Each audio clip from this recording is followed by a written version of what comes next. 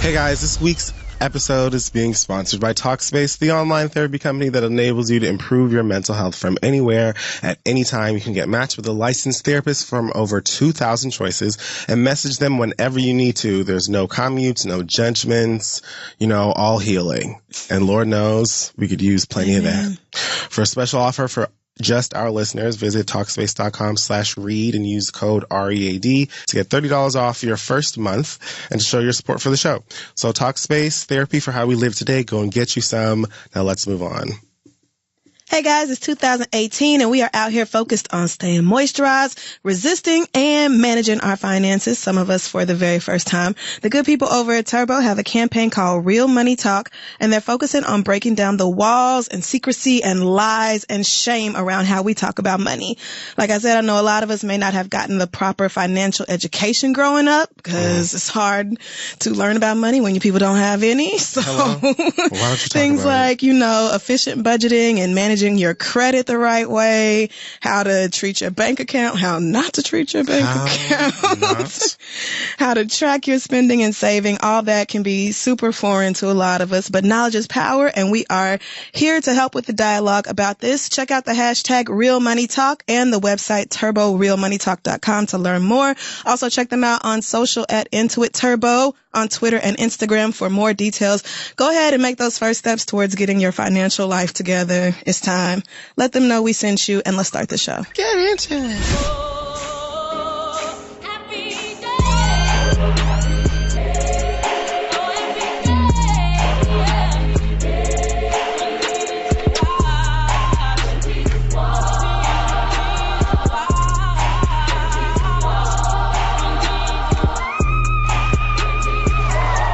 Now, I might not say this in front of white people, but in front of y'all, I'm speaking my mind. Rosa Parks ain't do nothing but sit her black ass down. Oh, no. Barbershop. I remember hearing that and being so offended. I feel like the family, Rosa Parks' family was pissed. I was so upset because Rosa Parks did way more than that. Way more than that. Now, I was a child. I was a teenager. I think when the Barbershop movie came out. I didn't watch it till it was out on DVD because that's how I saw most movies that were above PG-13. Right. My daddy would buy them and put them in his room where the rest of his movies were, and now we're going there and watching them. Right. So I watched that movie and I remember being so offended. But the whole scene was just about niggas talking shit in the barbershop. Right. I mean, no, I was cracking up, but thinking that's so fucked up. Was y'all pissed. not right. Y'all not right. Because hadn't she just passed? I hope she hadn't passed away by the end. I don't remember. I don't think it was around. It was around that time. No, it might be worse if she was alive because then she heard about it. So y'all just gonna disrespect our legend. But it was funny. I knew the quote. Congratulations. Look at me. See, if you would do more like that, I would get them more often. Like that? Like an extremely popular black movie that lots of people are likely to have seen multiple times. Okay. Yeah. I feel like I've done that. Do you? You know what? I'm going to say you probably have because people tend to be more on your side than they are on mine. All right. So I'm going to let you have it. Welcome back, everyone. I am Cedric the Entertainer. And I am Ava DuVernay. This is The Read. It sure is. Week 2. So I still got a cough. Oh, do you? But I'm miles ahead of where I was. You sound much better than you did last week. Just trash. I finally finished Harry Potter. The books. I did. Finally finished that last one. So it all tied together. Now you know. Yes. So now I understand exactly why I was so wrong for all the Snape things I said. Right. Now I get it. Although my sympathy is still only goes but so far. I mean, he really truly hated that nigga still. I mean, right. And you shouldn't have never called his mama a mudblood. Like, you did it. You fucked it up. Like, you are the one. So. But I mean, he had his burden. I mean, well, your burden is what it is. You still ended up dying for her child. And awfully. Right. And in a terrible, really for no reason. It was kind of a pointless death, but I eased up on my hatred of Snape. I just would like to say J.K. Rowling did not have to do my nigga Hedwig like that, nor my nigga Dobby. I actually had to put the book down. That was when Dobby died. I actually had to step away. You got me fucked up. After all of the shit, all of the shit they put Dobby through. And also, really, not one of the fucking Malfoys died? Are you fucking kidding me? I guess shame was their punishment. But you know what cracked me up is that at the very end, when Harry and all of them are taking their kids off to Hogwarts, Draco sees him like across the train platform and has to at least dap him up because he's like, yeah, you and your niggas did save my life. It's only so mad you can be, sir. Even though I should have died. We saved your life twice. Oh, damn. Should have been the first. So now you have to watch the films. Yeah, no, now I definitely do. And I'm really excited. Did a great job. Everybody's like, oh, they're streaming all over everywhere now. So hurry up and check them out. So I am excited. But yes, finally finished the books. And now I see what all the fuss was about. Because it was good. I will probably reread them, honestly. Wow. Yeah. Oh, well, there's still, oh, yeah. The Cursed Child. And my friend brought me something about the Bard. The Bard's something. There's another book or something. Yeah, no, it's not like part of the story, but it's just some auxiliary thing. I don't really know. They're making another Fantastic Beasts movie. I think it comes out this year with young Albus Dumbledore. Oh, so really? I'm guessing that those movies are gonna be some kind of weird prequel. But the nigga's he's being played by Jude Law, and I expected him to look whimsical and have white hair. He looks like Jude Law. I don't know what Jude Law looks like. I'm just picturing a random white man like Chris Pratt or something. That's what I'm picturing. Oh, no. Not as... Okay, no. Okay, I know this face. Yeah. This is a very famous white man. Yeah. Yeah. Okay. All right. He played somebody in the movies? That's what it says right here. In the movie. How J.K. Rowling helped Jude Law prepare to play Dumbledore. Yeah, that's the one you're talking about. Got He just looks like whatever you're looking at right now, that's what he looks like in the movie. Oh, this is Dumbledore before he gets his white-ass beard and all that. I expected a little more whimsy. This is a little right. I did not expect... I've always pictured Dumbledore to be kind of eccentric and right, almost like carefree white boy kind of style. He kind of looks like if he's at the bar, you should keep your glass to yourself. Right, he's a little I know. Is this Dumbledore? Is this Voldemort? I don't know. Right. All right. Well, Black Excellence. Oh, right. So, lots of ground to cover. Thank God. First of all, shout out to Star Andrews. For... Oh my God. I stand for this little girl. So she is a figure skater, 16 years old. She was competing in the U.S. National Championships, this past Friday, I believe. And she, just magnificently skated her ass around to a cover of One Moment in Time by Whitney Houston. A cover that she recorded herself. It's featuring Whitney's vocals also. So is she and Whitney on this song? She and Whitney are just singing down. When I realized she was singing to her own voice and Whitney Houston's voice to that song, I said, no wonder she won. Look at that. Lil Mama got so many points off that performance. She went straight from 8th to 1st. She did. I'm not lying. Yeah. She really did. And now I want t-shirts with her face on it. It's so good. If you haven't seen it, you have to go to Google and just search for Star Andrews figure skating because it brought me to tears. Aw. Especially at the very end when she started crying too, and I was like, yes, Black Queen. Yeah, when people, that's the first, the quickest way to get me to cry. So talented. Go Black girls. Sterling K. Brown, congratulations on becoming the first Black man. What? He's just delicious.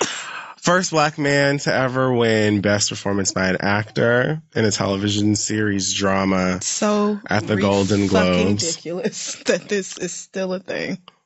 75th. And Oprah being the first Black woman to get that, what is it called? The Carlisle? The something. Don't do this. Camille D. Oh, the Camille D. Let me Google it. I got it. I'm gonna know it. It's Camille. Cecil B. DeMille. All right. Where did you get Camille?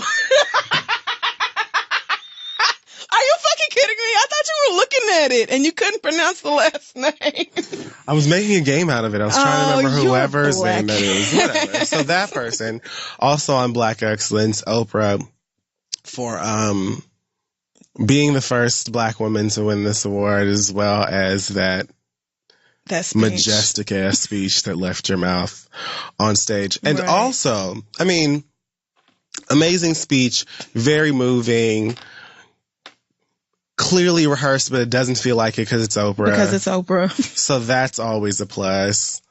No, she's not going to be our president. And I think you already said on the show before that why would she ever We be did the this a president? long time ago, Like, and I feel like it comes up all the time. She's Like, already Oprah. look at her life. Would you want to trade that in to be stressed out by this raggedy ass country? Hell no. What? Also to Oprah for being the type of friend who tells you when your elbow's ashy. Oh, Because the Ashwin.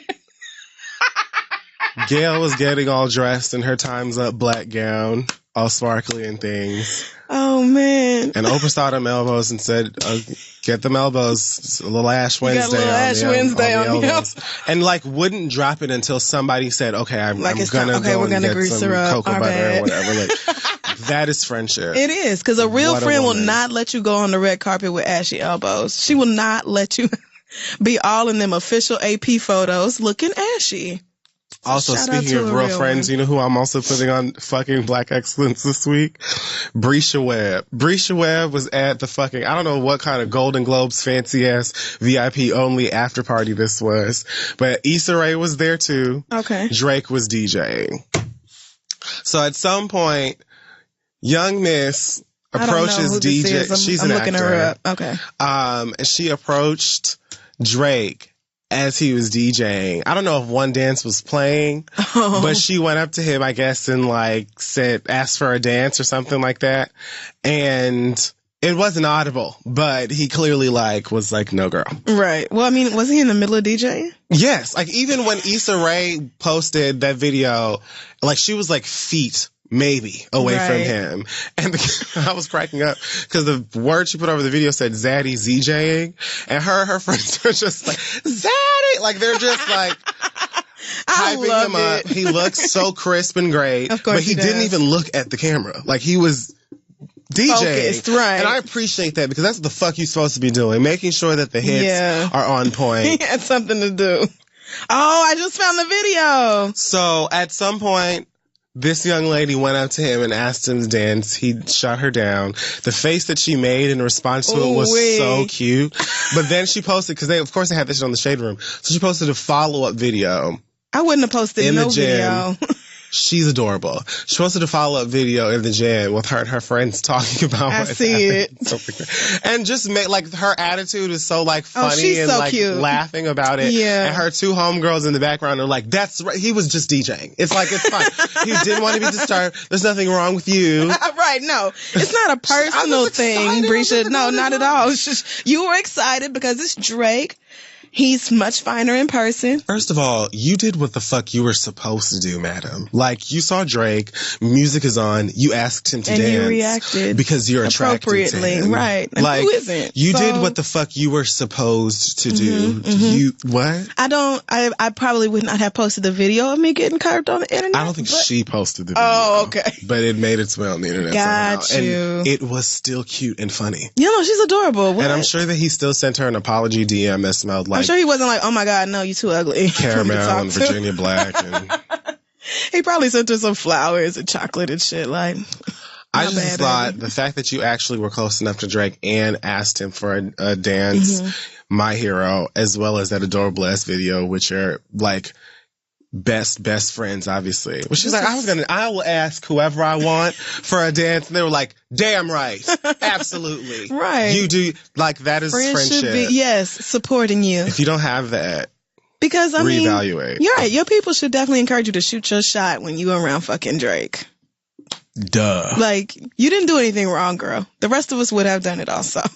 So I hope mean, you had unless fun. he tried to fight you, like you really, right. You didn't lose. your worst Yeah. case scenario really is still like leaps ahead of my best case What because happened to you Drake got having to a speak to baby? Drake. Drake was never Drake with what? Remember, it was some girl, a stripper or somebody who said, okay, never mind. This was months ago. I'm sure when we discussed that, we said, okay, well, when the baby gets here, let us know. Yep. And then we never heard anything else. All right. Never mind. That Good must luck. have just I mean, been- I don't. Who knows? Maybe somebody got a check and that whole thing went away. All right. So this week in Ollie Hot Tops and the 40 Bottoms. Sir. I don't even know where to start here. It's just so much. Ali Hot Tops. So, Carrie Hilson, I guess she was on the Steve. You didn't have to do that. I mean, I actually watched this video, so. She was on the Steve Harvey show. Sort of. There's like, it's one of those like celebrity psychic niggas. I guess. That's exactly what it was. Steve Harvey's psychic nigga was in Atlanta and had a surprise celebrity guest. Nigga. Of all the niggas in Atlanta. I know that he was like, when they told him, oh, it's a celebrity guest, it's a surprise, and he's in Atlanta, he's just thinking, I'm coming around the corner and I can't imagine that it was Carrie Hilson. Right. Anyway. This was not. So she cried? She did. She broke down in tears a few times. And when I watched it, like, he kind of seemed to be saying stuff that maybe anybody who was a fan of Carrie Hilson would already know. That's what they all fucking do. So I was like, this is so deep that like, oh, I can sense that you've lost a grandmother. Like, yeah, she's like 38. Of course she's lost a grandmother. Like, what? And also Google. And it just feels like, you know, you've been going through some rough times lately. Well, shit, take a look at the past couple years. She's Carrie Hilson. We have seen Carrie Hilson rise and fall and rise and fall and then fall some more. Like, we have seen Carrie Hilson have a very bumpy experience. And I left her alone a long time ago. Like, it became overkill a long time ago. It did. But to see her crying like that and being like, you know, it's a rebuilding season for me, and it kind of is like a comeback. On her, having Serge Ibaka and then not having Serge Ibaka. Right. The fact that you just would not hold up that damn magazine. These things have contributed to down. I'm not laughing because she seems like maybe she's just now getting back to a happy place. You had shit for all the last time over there. What you mean? I'm not doing anything. Anyway, I wish Carrie Hilson the best of luck. Same. God damn it. Let me get it out. Sorry, you guys. As a former Carrie Hilson fan. That's right. I will say that. You used to be I used to be a big Carrie Hilson fan because her first album was. What were they called though? The Carrie Winkles? What are her fans called? I don't think that, you know what? I don't even think that Carrie Hilson's career made it to having stand. Oh, okay. Well, you ain't shit for that. I honestly think that like all of that was after, like maybe Beyonce had the Beehive, but that's because her like that was just pretty easy, much it, you right? know? Yeah. So like I'm sure that Lady Gaga was out, she had the Monsters, but it wasn't like the thing where like everybody now names their fans. Right, which happens like pretty much 2 weeks after you have a career these days. If I could name one of them. You cannot stop laughing. You not shit. I would have named her fans like Group Therapy or Wow. Outreach. Wow. What is wrong with you? That is rude. I love Carrie She hasn't Hilson. put out music in 6 years. Carrie Hilson has also made like odd decisions. You know, like I don't think that Carrie Hilson just came, you know, did her absolute best and just nothing ever seemed to. It got weird after Pretty Girl Rock. Pretty Girl Rock was the turning point. Pretty Girl Rock, but that was okay. Like love me, sonically, it's the way you love me. Yes, okay. Yes, it just started like whereas before you were making these cute pop R&B like jams. Timbaland like I'm not was going to producing deny her you. shit like. You know, that Love Knocks You Down song with Kanye and that Turning Me. Oh, well, no. See, Turning Me On with was Trina. fine. But see, Turning Me On was fine until you did Trina the Turning was Me on, Off remix. That was where you fucked up for real. Trina was on oh yeah, what was the song she did with Trina? Let me see. Slide, one of my black cars. The Pacific Ocean be like part of my backyard. $1 Million Girl with Diddy. No. Yeah. That's Trina's song. Oh, featuring Carrie Hilson. The song that was Carrie's on, song and then Trina. Nicki Minaj did a remix to it too, but I can't remember it. Get Your Money Up. That's what it's called. Okay. Turning Me On, yes, was the one with Lil Wayne. And I actually never, like, that was my least favorite song on that album, I think. I believe it was like one of the main singles, probably one of her most popular records. I liked it. And then she did that remix, and then it was all over from there. But she definitely had her time. Like, I really enjoyed her music until she decided to go crazy. I would like for her to, it's been a while. I have backed off. It's been years. It has been many years. But she's also said like she's going to make a comeback for a couple of years too. So I don't know how that has been going, but I would actually like to hear another Carrie Hilson album because I think that she's a great songwriter. She is. And if she gets like the right production and stuff behind her, I think she can make a really good album. And I would be interested in seeing how it performs as well. And I think the Beehive will let you live. And no. A good portion of them. I think most of them will. Those of us of a certain age. Right. There you go. Those of us who are like, girl, I don't have the time to be sitting up dragging niggas on the internet all day no more. Like, this is just foolish. I'm just not that bored no more in my life. But some of the younger ones might. But, like, even still, Beyonce fans can hate you and you can still have a popping career. Like, we can't hold you down, really. If your music was still just that great, then I think things wouldn't have gone the way they did. But they did. That fucking song with her licking that vault, it was bad. That they were like bank robbers, and it was just like. Was that on No Boys Allowed or? That was on No Boys Allowed. Love. For sure. Because I just remember being like, Carrie, what is this? But that album also wasn't terrible. I was confused though why all of the features were boys and there wasn't a female feature. On an album called No Boys Allowed. That was weird. Yeah. Ooh, came out in 2010. So, damn. Well, like I said, good luck or whatever. Oh, In a Perfect World. That's what I was thinking of. But that came out before. Good. Yeah. That was the last one I enjoyed. The first one. Oh, that was the first one.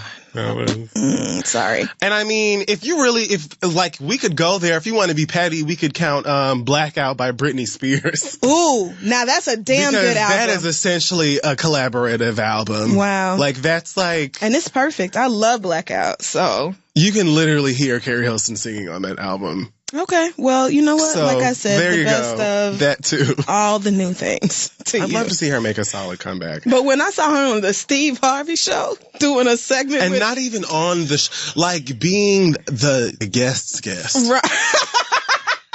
It was Steve in the studio talking about, please check out this recorded segment with my favorite psychic. A nigga walking in the building talking about, I'm feeling a feminine energy. Like, really? Are you? Them niggas tripped me out. The one who interviewed Lil' Kim and was like, I feel like, there was like a rapper that died. Like, I'm sure he didn't say that.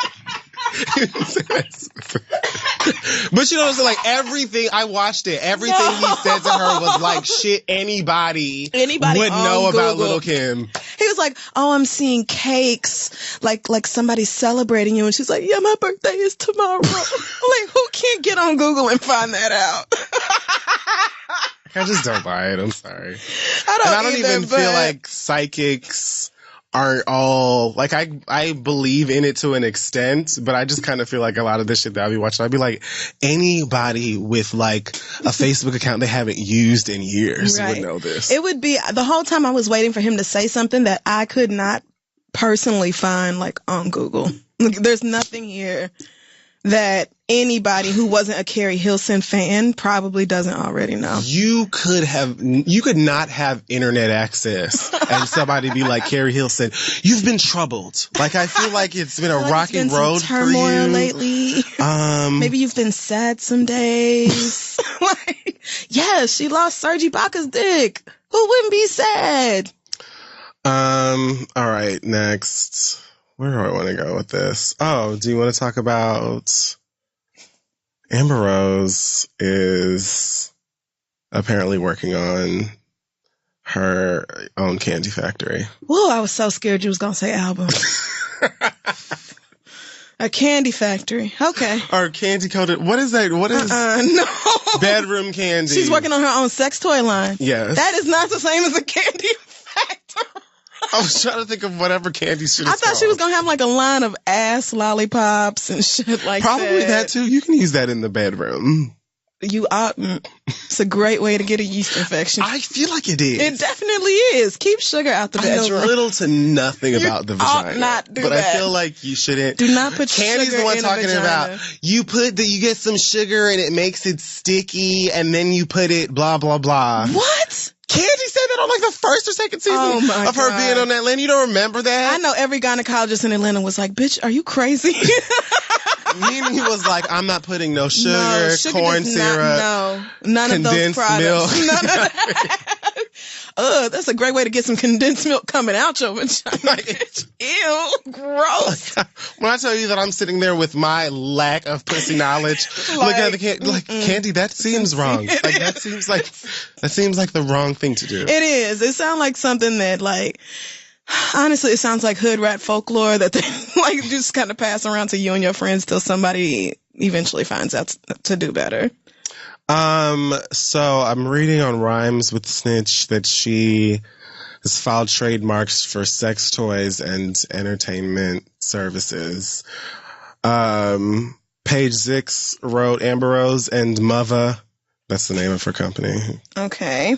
Registered for electric massage appliances, namely electric vibrating massager, inflatable life-size dolls used in sexual activity, all bald. I mean, I don't. Okay. I guess they would be anyway. Sure. Sex toys in the nature of edible underwear.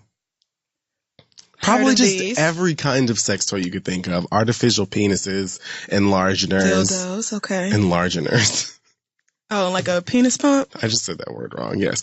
Vibrators, Benoit balls. Okay. I've heard of those. That sounds like I would.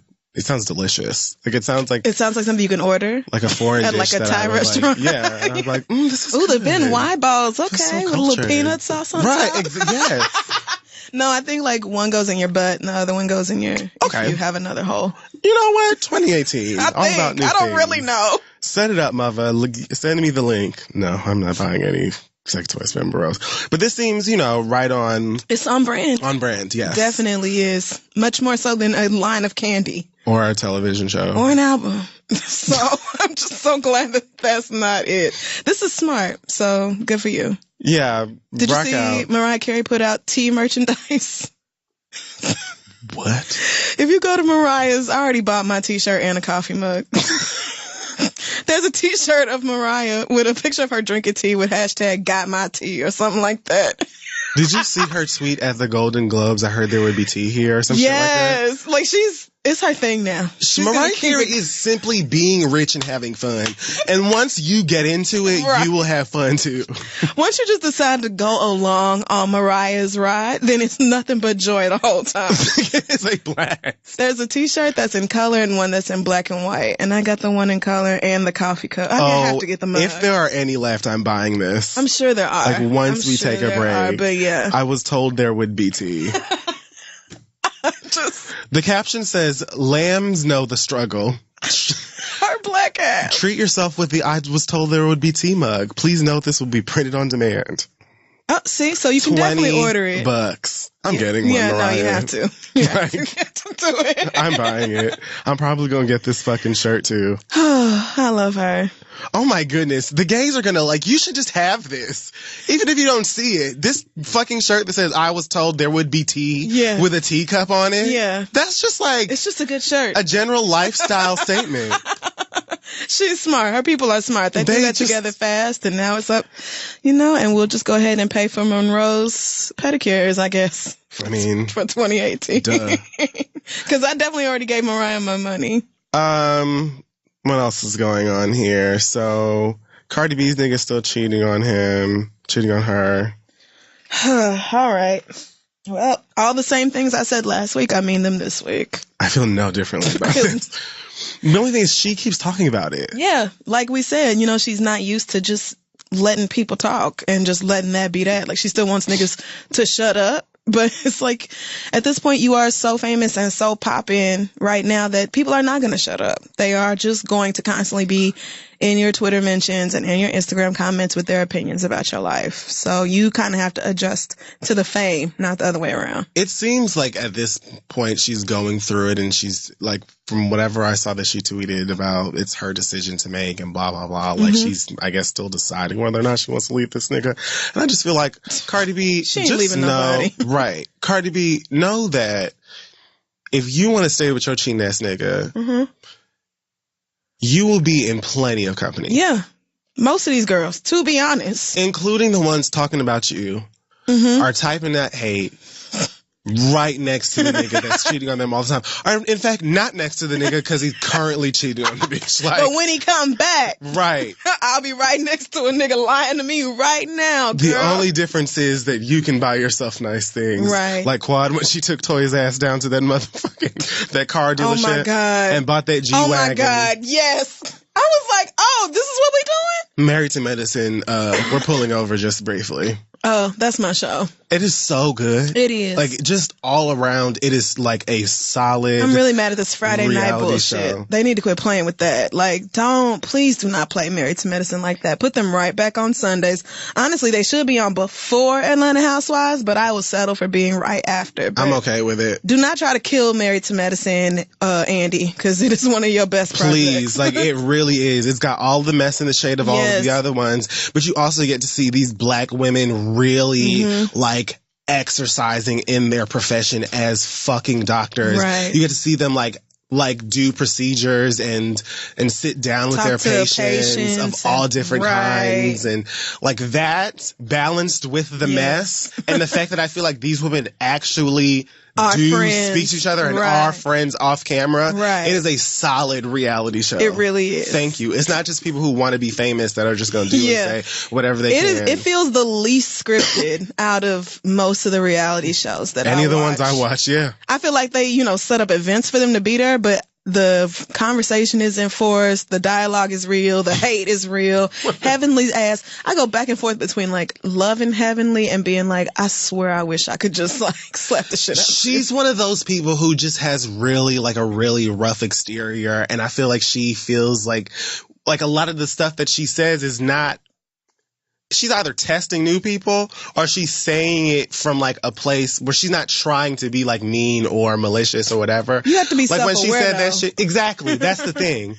I think that her actual friends know how to deal with it. When she said that shit to Quad about that baby, when they were talking about, and Quad was like, I'm gonna go to the bathroom. She just got up and walked away, and the new girl argued with her. Like, Quad was gonna come back and keep it moving because she know I'm not gonna argue with Heavenly. I'm not doing that with Heavenly. Heavenly says stuff that anybody else would get cussed out for, but niggas try not to go there with Heavenly. But if somebody do go there with Heavenly, then all of a sudden she's like, well, I don't know what's wrong with this crazy bitch talking to me crazy. She is reacting to your crazy, but she never really seems to get that far. She never seems to see like, oh, okay, like I am actually instigating these confrontations, and if I didn't talk to people, be instigating shit. But she talks to people crazy. Yeah, she does. I'm and not they saying keep that she trying to tell doesn't. her, like, girl, you cannot talk to people like they are Alora. You want to. Shit. Because Alora actually reads her. Alora You cannot talk Alora to people like you are hang Alora. on a sec, right. Doc Heavenly.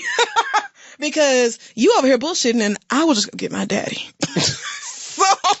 And honestly, Alora looks like she's not too far from a degree right now.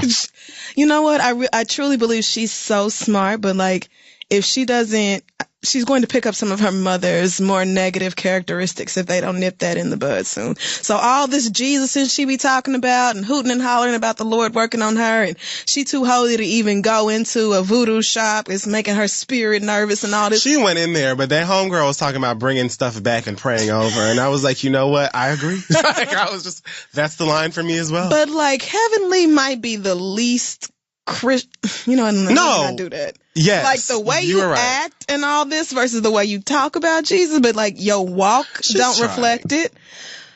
She cut herself off in the middle of that last If your walk don't reflect your talk, then you need to adjust your talk. She cut herself off in the middle of that last Shemama to Mariah.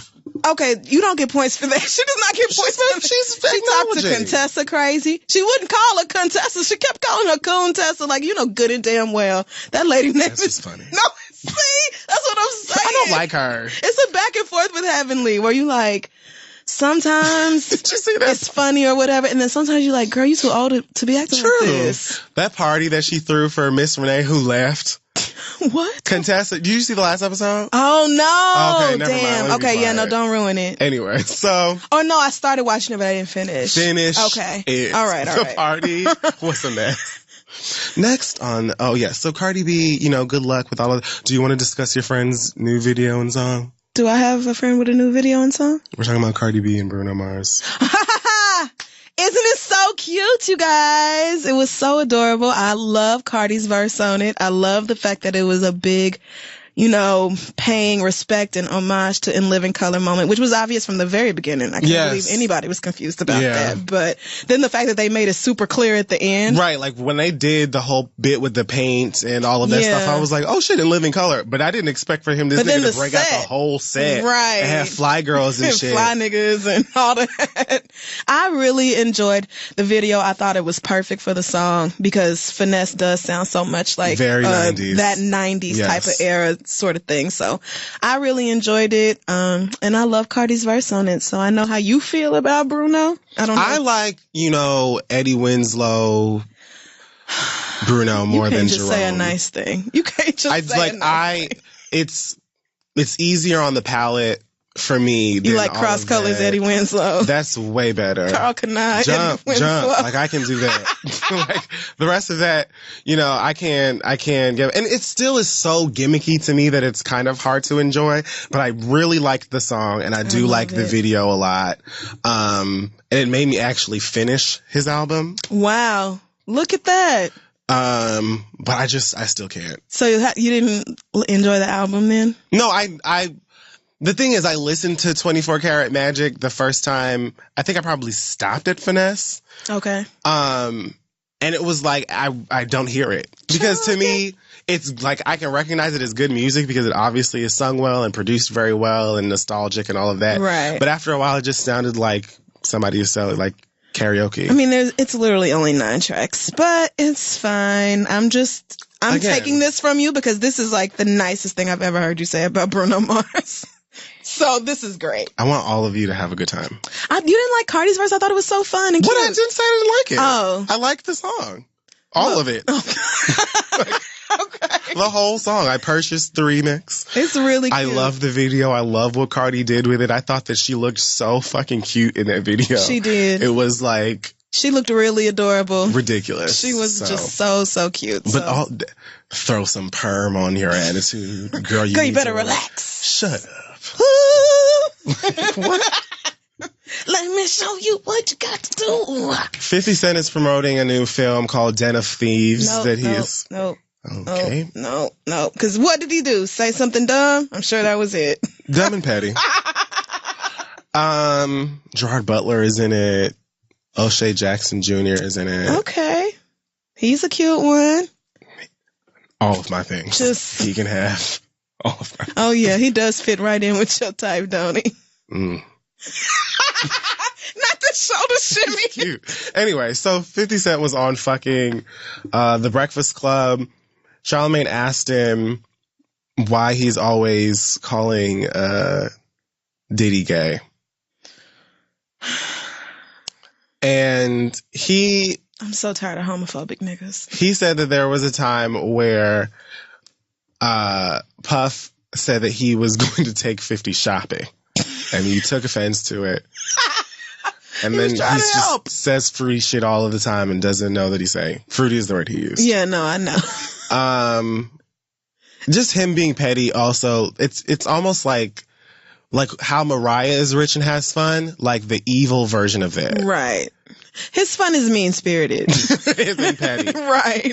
Whereas Mariah's fun is more like, I'm Mariah Carey, and the rest of you are just not. And that's it. I'm finished. Whereas 50s is just ignorant. What you, fruity? Niggas are still saying fruity. I guess they are now. Wow. I feel like it's been nonstop over the past week of like, ignorant homophobic niggas saying something, ignorant homophobic niggas saying something else that I'm just like, get into so much tired. But it's been fuck 50 Cent for a long time.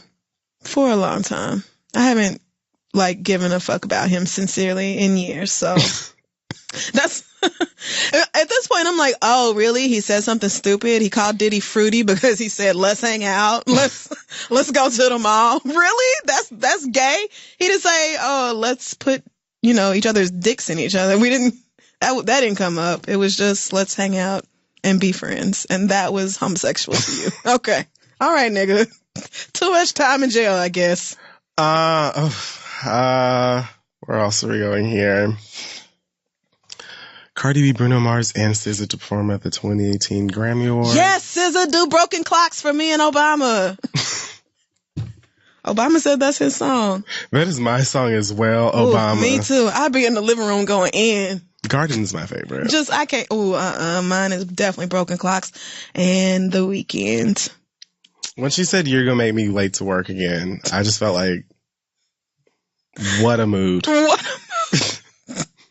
Especially because it comes right in the middle of like niggas stressing, going back and forth, conflict, struggle, and then you gonna make me late to work. Like, yep, you already know what it is. You about to do that. Because when you get to that point, it's like, I've been there. Holy shit, wait, I'm actually on top of you getting on my motherfucking nerves.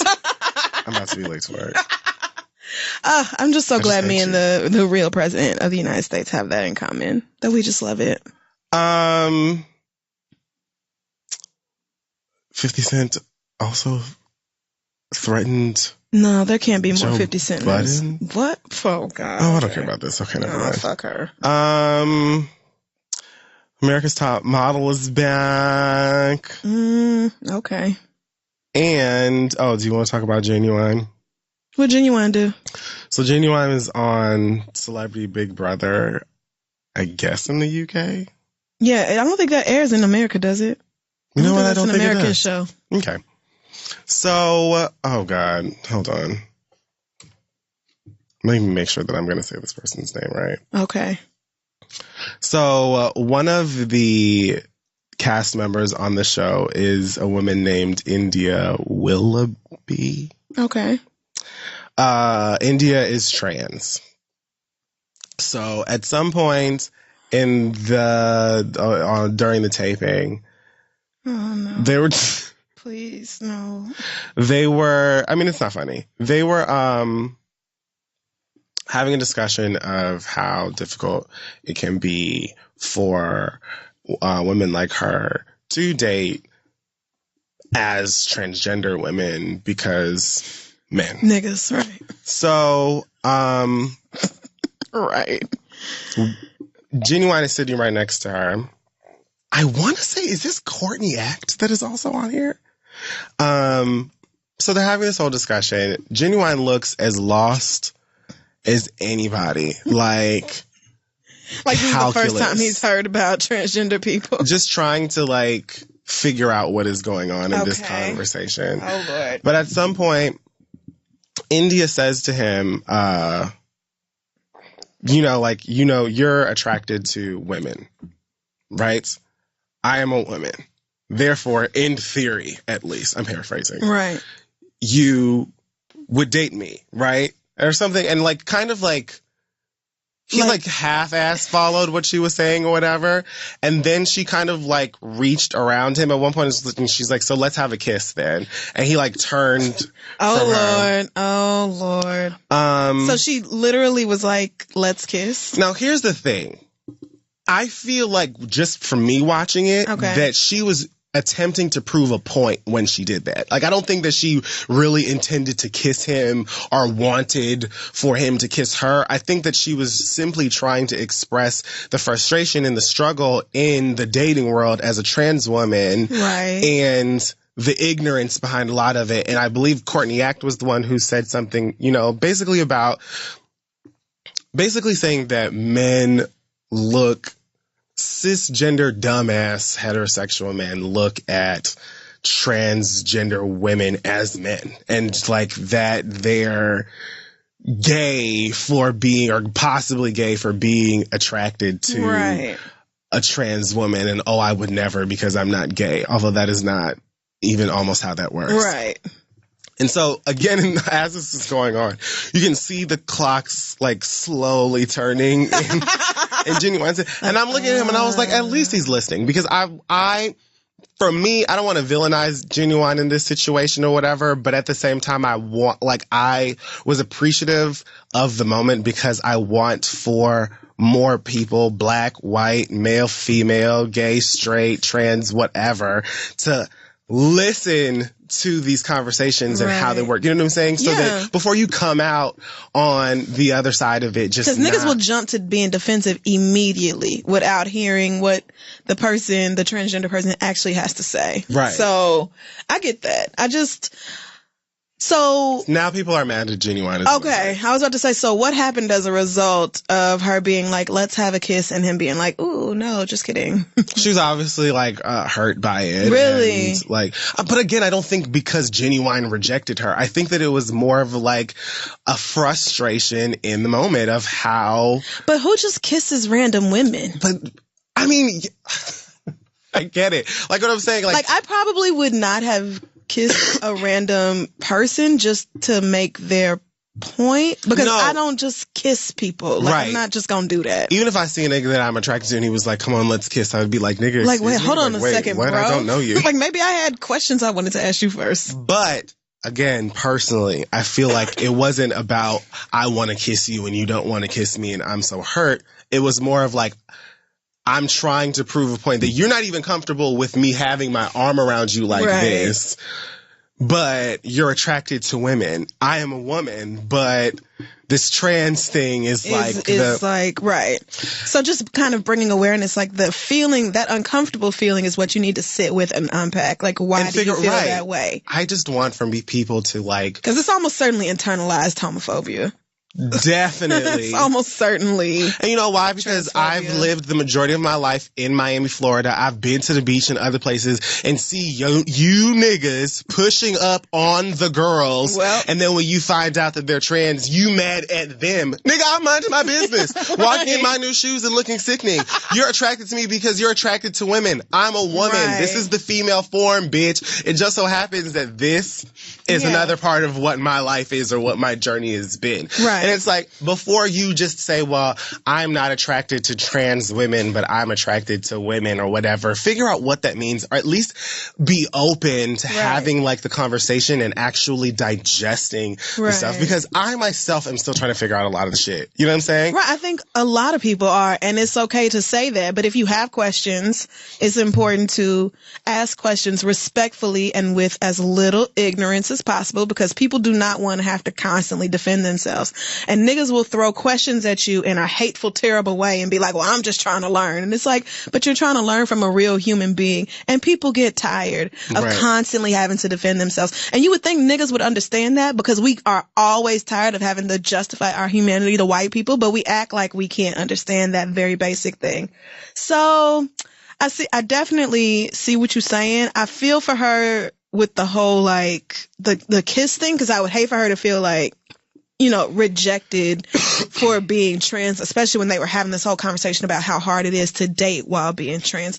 I'm just saying, I understand not kissing some random person that you don't know. I do as well. I also feel like it was but this is a complicated, right? It's more complicated than just, oh, I'm not gonna kiss you, because the reason isn't just, I don't know you. Maybe if she was like, I don't know, some super fine cis woman, and she was like, oh, you know, give me a kiss, then he would have been all about it. I don't really know. Maybe he still wouldn't have. Right. And Genuine can have a girlfriend. And maybe Genuine would have been like, look, I just don't be kissed. I have a very strict Listerine routine. Mono. I just don't do that. Flu season. That's how I feel, right? I'm just not trying to get sick off of nobody. So it's more complicated than that, but it's definitely true that people need to start having like more real conversations about the bias that trans people face in society, because that reflects in dating. And truly being receptive about it. You know what I'm saying? Like, it's one thing to be ignorant. It's another thing to be willfully ignorant. Like, I can say that I'm ignorant to a lot of things that are, you know, a lot of struggles that take place just in the transgender community. But I want to learn, because I want for these people to live happy, free lives and feel loved and feel safe and feel like they have the same rights as everybody else. Right. But I'm not just saying that because that's I feel like I have morals and home training. Like, I'm genuinely want to hear these conversations and have like whatever education I can about it so that I can apply that to my actual life and way of living and be like a part of something good in whatever small way, rather than just being like, like, for instance, I watched Dave Chappelle's last special on Netflix and was again disappointed because he made trans jokes, and a lot of the jokes, like, I get it, they're jokes. And he says, I feel like, transgender people should have, the same safety and whatever as everybody else. But I also don't know that I feel like a lot of, like, at first it felt like he may have learned something from the last I thought special, maybe that too. And then it just went completely left. Right. After I saw him at Radio City, I was like, so this wasn't much better, but it was better. Mm-hmm. And so I thought the next thing he does, he's going to have evolved even further past this. And then everybody was like, no, I can't do it with Dave Chappelle. Because even if you're saying, I believe, trans people shouldn't be denied jobs or housing opportunities or whatever, but here go a bunch of really transphobic jokes. Like, they're not just jokes when you're Dave Chappelle and this is being broadcast on Netflix, and people use those jokes as justification to kill trans people, hurt them, stalk them, deny them opportunities to just live a safe and productive life in society like the rest of us do. So, and simply saying that, well, I just, basically wish everybody the best and want everybody to have equal rights, but then not really doing much or saying much to reflect that, it kind of just makes it like if invalid. Dave Chappelle was trans, these jokes would be totally different. Like, I think it's much different if you are a member of the marginalized community that is getting talked about. Absolutely. I mean, it's just like with, I hate to keep bringing up us and white people, but I was going there anyway. Nigga jokes coming from niggas are much funnier in a entirely different way than, black people can never be on time, dirty pack of niggers. It's like, you hearing that from Bill Burr or whatever, you're not going to be like, I just started watching The Office. All of a sudden, it's not so funny. Just started watching The Office. Please no spoilers, y'all. Like, it's 9 seasons. Spoilers? And I'm in the middle of 2. Like, it's basically like a million other shows that are on now, but I guess whatever. I was watching The Office. Okay. One of the first few episodes I saw was when Michael Scott, what is his name? I don't know Steve his character's Carell's name. character is Michael Scott. Oh, okay. He got like in trouble, or they had to do some sort of like, what are the fucking group meetings called? Like a mediation? Yeah, for like when they do those things in the office after somebody does something racially offensive. Oh, like an HR training type of thing? Right. Okay. They had to do something like that because this nigga told a joke, the joke that Chris Rock tells about the difference between black people and niggas. He told that joke in the office. No, he didn't. Doing Chris Rock's voice because of how funny he thought it was, and didn't realize that the whole meeting that they were having was because of him doing that. Oh my God. So it's like, you saying that for whatever reason brought that up. But you're exactly right. It's the exact same thing. It's the same thing. And that, like, you are not one of those people, so you don't get to turn their pain into a joke. Period. And your comfort in, like, saying whatever and doing little to no work to back it up is also the exact same thing that white people do to us. Like, even white people who are like, there's plenty of white people who listen to this fucking show and feel like, oh my gosh, I'm just doing my part and I'm not racist because I love this. And yes, white people are trash, but you go to, your mama house, your daddy house, they racist as fuck. You don't say nothing to them. Right. You don't have no conversation with your racist ass grandma or co-workers or best friends or anything like that. Mm-hmm. So what work are you actually doing to help anybody? You don't even really challenge your own thinking too much further past what we say. Exactly. Like, it's basically, and I didn't realize we had homophobic people listening to this show either until a couple of days ago when I was talking about this Nipsey Hussle story on the internet, and so many people were just like, don't really understand the issue. Right. And I'm like, well, first of all, you wouldn't, but that's not the correct response to this. Like, you're not gay, so maybe you should listen to what gay people have to say about it and then reflect on your own behaviors. Like, think about yourself, girl. Why is it that you think you can say XYZ about gay people, or say, well, I don't agree with homosexuality, but I still respect gay people? What makes you think you can say that out your mouth and people don't have the right to be like, excuse you, bitch, that don't make no sense? That's my reason. Oh, okay. Well, let me shut up. Are we done? Yeah, so we're done with Ollie Hot Tops and the 40 Bottoms this week. Amen. We're going to take a break and be right back. Hey guys, it's a brand new year, and a lot of you with businesses are probably setting all new goals for them, and you're probably going to need some new help or some better help or just a whole, rearranging of the things that are going on. Up to you. But ZipRecruiter has transformed how you can go about finding the right people for your team. You can post jobs on ZipRecruiter to over 100 of the web's leading job boards with just one click. Then ZipRecruiter actively looks for the most qualified candidates and invites them to apply. They even review every application to identify the top candidates so you never miss a great match and you don't have to do all of the ridiculous work of doing all of that yourself and looking through a whole bunch of craziness. That is no wonder why 80% of employers who post on ZipRecruiter get a quality candidate through the site in just one day. Find out today why ZipRecruiter has been used by businesses of all sizes and industries to find the most qualified job candidates with the immediate results. That's right. Right now, our listeners can post jobs on ZipRecruiter for free. That is right, free. Just go to ZipRecruiter.com/theread, ZipRecruiter.com/theread to try it out for free. It is just the smartest way to hire. Let the people over at ZipRecruiter take over the hard part, and let's get back to the show. Okay, so we're back and it's time for our listener letters. Send your questions to asktheread@gmail.com. We may just read them aloud on the show. I was trying to find... Okay, you know what? Let's just go right here because I can find it later. So our first question comes from Zora. Okay. Zora says, I'm a 22-year-old college student graduating in the spring with all of my ducks in a row for life after college. Congratulations. My boyfriend and I have been in a relationship for 2 years. He's also 22 and graduating a year after me. He's respectful, funny, and has been there for me through some very hard times in my life. The problem is that after 2 years, his parents still don't know that I exist. Okay. He's Congolese and I'm African American. About 3 months into our relationship, he told me that it wasn't the right time to meet his parents because they are strict Africans and would want him to focus on school. So meeting his parents was postponed till the end of that summer in 2016 when his internship was done.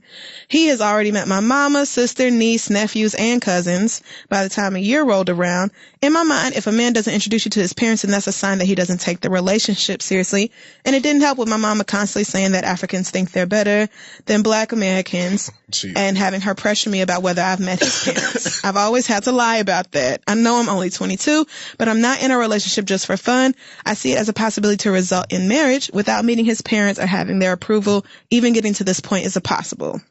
One day last summer, he initiated a very serious conversation and told me that he doesn't think he would be able to give me what I want, which is marriage. The real reason is that his parents don't approve of him dating an African American woman. They flat out said that they would not accept it. What's crazy is that one of his uncles and one of his aunts are each married to white people. So dating white people is okay, but a Black woman is unacceptable. A few days before, his 26-year-old sister tried to introduce her boyfriend of 2 years to their parents, and they absolutely refused to meet him. I guess he must be Black American too.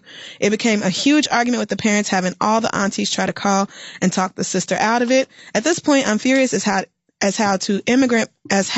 immigrant Black people talk down about African Americans as if we aren't all Black. And now I've spent a year and a half with someone. I'm in love, and his parents might not even approve of our relationship.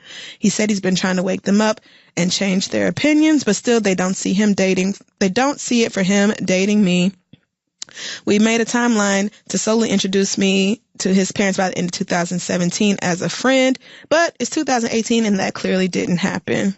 What should I do now that I've brought up this concern to him and year after year there has been no progress made toward his parents meeting me as his girlfriend? Is this even something I should be concerned about? It's 2018 and this is still on my mind. I don't want to be strung along in a 4 or 5 year long relationship only for him to never introduce me to his parents and it end. I don't want to waste my time, but it also hurts to think about ending it over his parents when all else has been going so well. Thanks, Zora. Break up with that nigga. So the thing is, last summer he told you he was not going to marry you. That should have been, okay, let me get my things. Right. And I think it hurts. It should. That's fine. And you are kind of holding on to he's giving you some hope also. Fuck but that. He said he told you, like, I can't give you what you want because my parents don't agree with me dating a Black American woman. And he did not turn around and then say, but fuck what they got to say. Right. Thank you. He is choosing his parents' feelings about the situation over his feelings for you, which, even though they're fucked up and not the choice I would make, They're trash. is understandable because his parents have had so much influence over him all of his life. So I get that he still wants to please them. Y'all are still really young, but you are still young. So if I were you, I would cut my losses now. It's new year, new you, new nigga, new dick. Hello. You can find somebody who is not ashamed to be with a black American woman because there is nothing wrong with us. Let me tell you something. If you leave that nigga right now, I'd say, like, make sure you're eating good, getting your vitamins and water intake. Yeah. Midsummer, you be cool. Do it now, because if trying to do it in February, you're going to be sick thinking about it on Valentine's Day. Didn't say where they live, did they? No. If I'm assuming, if it's cold where you're at, and I mean, it's just been freezing everywhere. I mean, that's most of the country, right? Like, go ahead and set the mood with the moment. Leave that nigga now and grieve through these, however many cold weeks we've got left, so that by the time summertime comes out, you can go to brunch and have a couple of celebratory you'll be good mimosas. by the time the whole season roll around. That's girl. what I'm saying. Like, prepare yourself now so that by the time the sun comes out and the buns come out, that you're, in formation. Don't break up in April, May, because then you're going to spend your whole summer heartbroken. That's not the way to do it. All your friends out dating and, you just at home crying, drinking. Controller come on and watch they backing it up on niggas. And you just sad. In the middle of your cran vodka. Don't do it to yourself, right? I would leave this nigga, and I get it. Like, here's the thing. You said something that is really important that I'm going to get to, but first of all, you have plenty of time. You are very young. Do not allow for, like, a big ass chunk of your 20s to be you following this hope bullshit, which is what I was going to get to. Like, that niggas will be like, I can't be with you for X, Y, and Z reason, right? Mm-hmm. And then they'll get into the door and they'll just leave a little crack open, and then just be looking at you through it, like trying to see what you gonna do. I'm still right here if you will and accept my bullshit exceptions. Like, they'll always leave just a little bit of confusion there, so that you got just a tiny bit of your heart still clinging to that hope that things will get to where they want to. If his parents are the way that if they are looking at his love life or his relationships the way that they are right now, odds are their opinions are not going to change. And it doesn't sound to me like he has any intention of doing what you would need him to do, which is what Crystal said. Be like, fuck that. I'm gonna date you anyway. We're gonna get married anyway, and they conceive. Right. He's not going to do that at all. So you're going to constantly feel inadequate, unappreciative. You're going to feel like trash for being black, although he black and they black. It's just, why do all of that when you can leave that nigga right now there, right and now, find girl. you another You nigga. graduate and be happy. Like, don't drag this out. This thing, like, do not drag it out. If you say to him, listen, it is straight up an ultimatum. Either I'm meeting your parents and you're telling me, like, they're gonna be made aware that you are dating a black American woman, or I'm out of here. I mean, and he's already told you what the choice is, so really I wouldn't even do that. Thank you. Because what I really don't want to do is marry into a family full of black people who feel like white people are, like, better than me. Like, you legit feel a white person is superior to I am. At Thanksgiving or Christmas, whatever the family gatherings are, you want from your parents to be side-eyeing my black ass while I'm looking at these two white bitches? Yeah. I wouldn't marry this man because of his family. Thank you. There's so many reasons. Thank you. Like, I was almost saying, like, if he was to be like, fuck it, I'm gonna marry you anyway, and y'all could, do the whole rebellious thing and be in love and make it work. Mm-hmm. But then you would have to still deal with his family and them not liking you. You have this nigga's kids, and then your fucking kids are having grandkids that's racist. See, right. And then what type of shit are they gonna say to your babies about their American ass mama and their American ass side? Like, they live here. Everybody don't live in, I forgot the country that she said. I think she said, right. So it's not like everybody lives over there or anything. Like, they live in America and they have these internalized beliefs about black Americans. And if you really think, if your black ass is so obsessed with white people that you think white people are a better option for your kids to date than a black person because they're American, then I don't need to be in your family. I don't.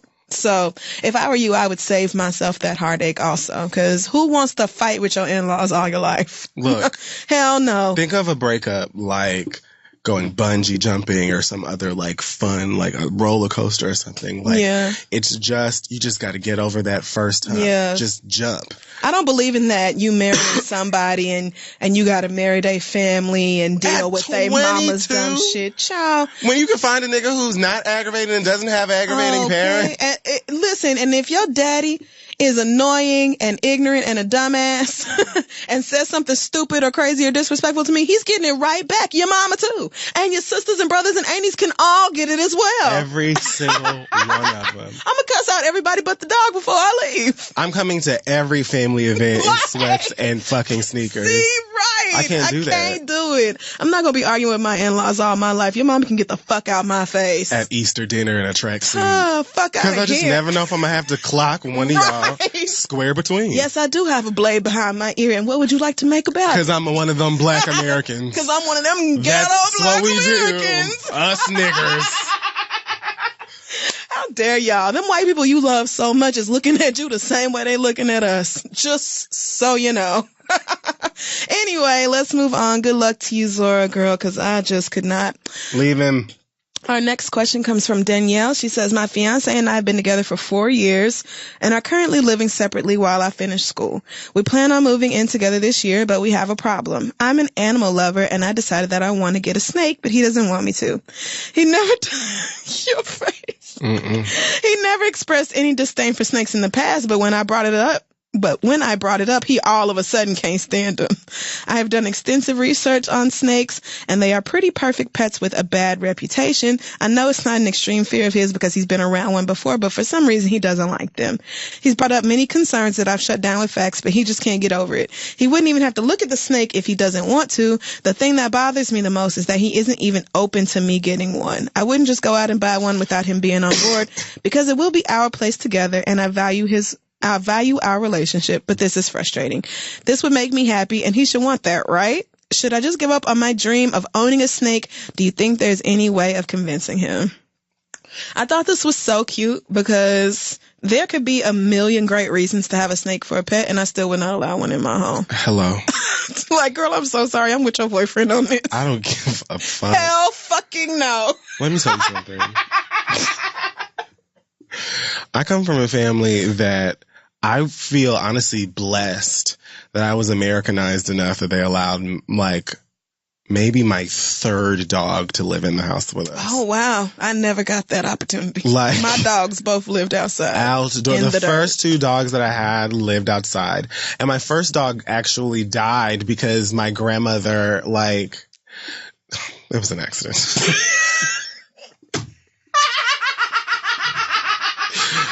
She, like, tied, like, its leash to something outside. No. She didn't do anything wrong. Like, the dog was just, like, tied itself up by accident and choked itself and died that way. That's tragic. So, I don't know. Maybe that was, like, I don't know what it was. Because I was, like, had to have been before 10. I was devastated. So they were like, okay.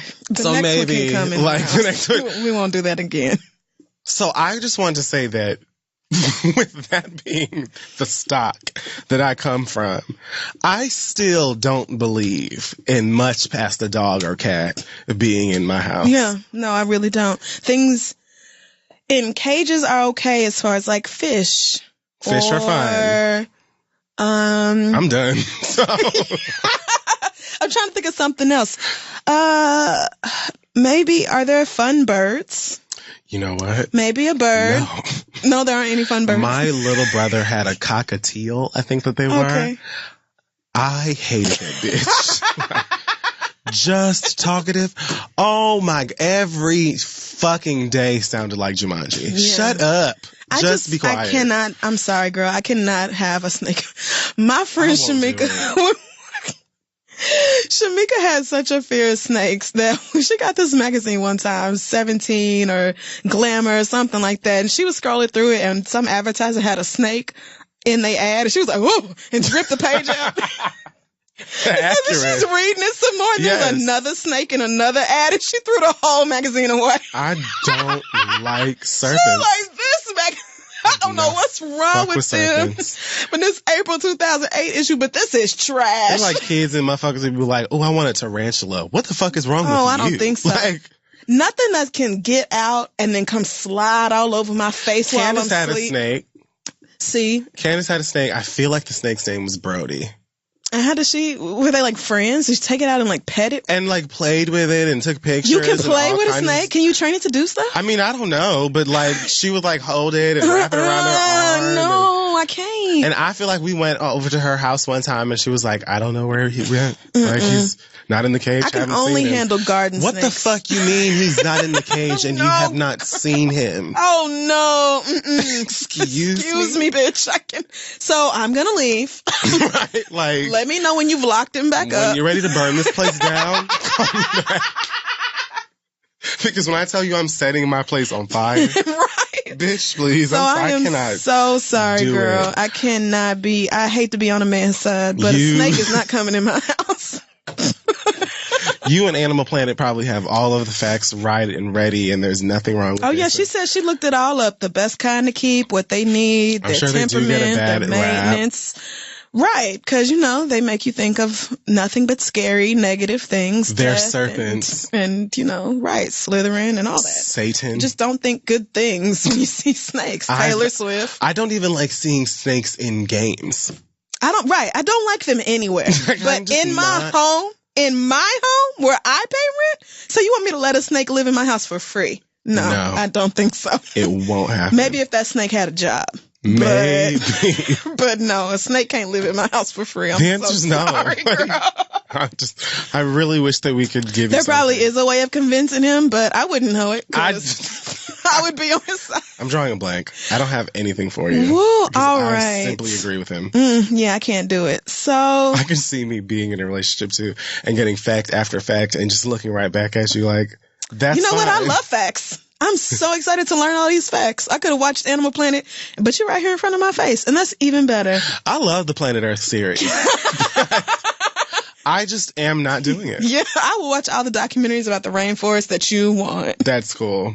Keep it out. Right. There's nothing. I'm sorry. It's not coming in my house. So sorry about that, girl. So our last question, we can either pick between somebody who has a weed problem and somebody who's dealing with a homophobic yet hypocritical friend. Weed. Okay. So this question comes from Hammer. Of course it does. She said, I really hope y'all have some advice for my boyfriend before he loses his family. Now, both of you smoke weed, and from listening to the show, it sounds like you do it responsibly. Now, my boyfriend / baby daddy, on the other hand, not so much. Okay. This man used to go pick up our 10-month-old from daycare smelling like strong weed. Mind you, our son goes to a daycare in a white area. Of course he does. And he has gone to pick up his 9-year-old son with weed in the car and the car smelling like weed. Fast forward to last month, I found out he had been lying to me about where he was going and that he was still smoking. Now, I really couldn't care less that he smokes, but the fact that he is not responsible about it, lies, and sneaks around pisses me off. Right. In early December, when I found out he was lying, I told him enough was enough. It was either his 10-month-old and me or the weed. This man slept out on a cold leather couch for a week. I know he was looking at several blunts like... Right. But no, that wasn't enough. We got home from work Tuesday and I find his bong sitting next to the kitchen sink. Like, nigga, what the fuck? You was smoking? He looked at me all dumb, trying to lie. I got the piece in my hand and he's still lying. So eventually he says he came home after he took our 10-month-old to daycare so he took the 10-month-old to daycare and then came home on his lunch break to smoke weed. He works in corporate America at a bank, so I don't understand why that would be okay, especially since when he smokes, you can tell in his voice that he's high. So I tried to go to sleep, but something told me to look at our alarm system for the past few days and see how much he's been home. Now, see, you know what? Let me just take a sidebar right here. Black women are undefeated. Right. Sis said, oh, really? So that's what you say you've been doing. Let me go take a look at this keypad and see who armed and disarmed my system. Caught. You cannot lie, nigga. You're gonna get caught. I'm catching you. This man has been home smoking since the last time we got into it, and he was sleeping on the couch, so now I'm pissed. He told me that he hadn't been smoking and that he just comes home to get lunch in the morning and to relax later on the day because he doesn't want to be at work. Yeah. I do not look stupid. And because I know he's lying, I went to go pick up a hammer and told him if he don't start telling the truth, I'm breaking all his bongs, glass pieces, his new TV, and his PlayStation. Okay, hold on. So he finally admitted that he's been coming home smoking weed and thought he could be sneaky and lie about it and that I would never notice. I told him he has to leave. Now we only have one car and we just moved into a new apartment in October. So to be nice, I told him that Monday through Friday he can stay with me, but on the weekends he got to go to his parents' house. Jesus. Girl, do y'all think I'm overreacting about the sneaking around and lying? Do you think once October hits, our baby and me should be out, seeing as though I've given him multiple chances and he still can't get his shit together? Or do you have any words of advice for him? Anything would help. Thanks, Hammer. Niggas, man. I don't know if you should leave him behind the weed. The hiding and lying and shit is an issue. Mm-hmm. And if you have to hide and lie to get high, I think that's alarming. I would be concerned. Yeah. The fact that you're going through all this to get high. To get high is kind of... And honestly, the fact that you leave work and just be like, oh, I don't want to be here no more. And just, I'm going to go home and get high. It's kind of like...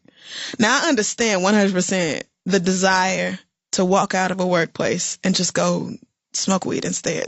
Because yes. Who really wouldn't? Really? Yeah. But you just can't do that when you have other responsibilities and shit to take care of and, you know, like a job that you have to do. Even when I come here high, I try to make sure I'm not too high. You know right. what I'm No, like, I don't like to be so high where I'm like,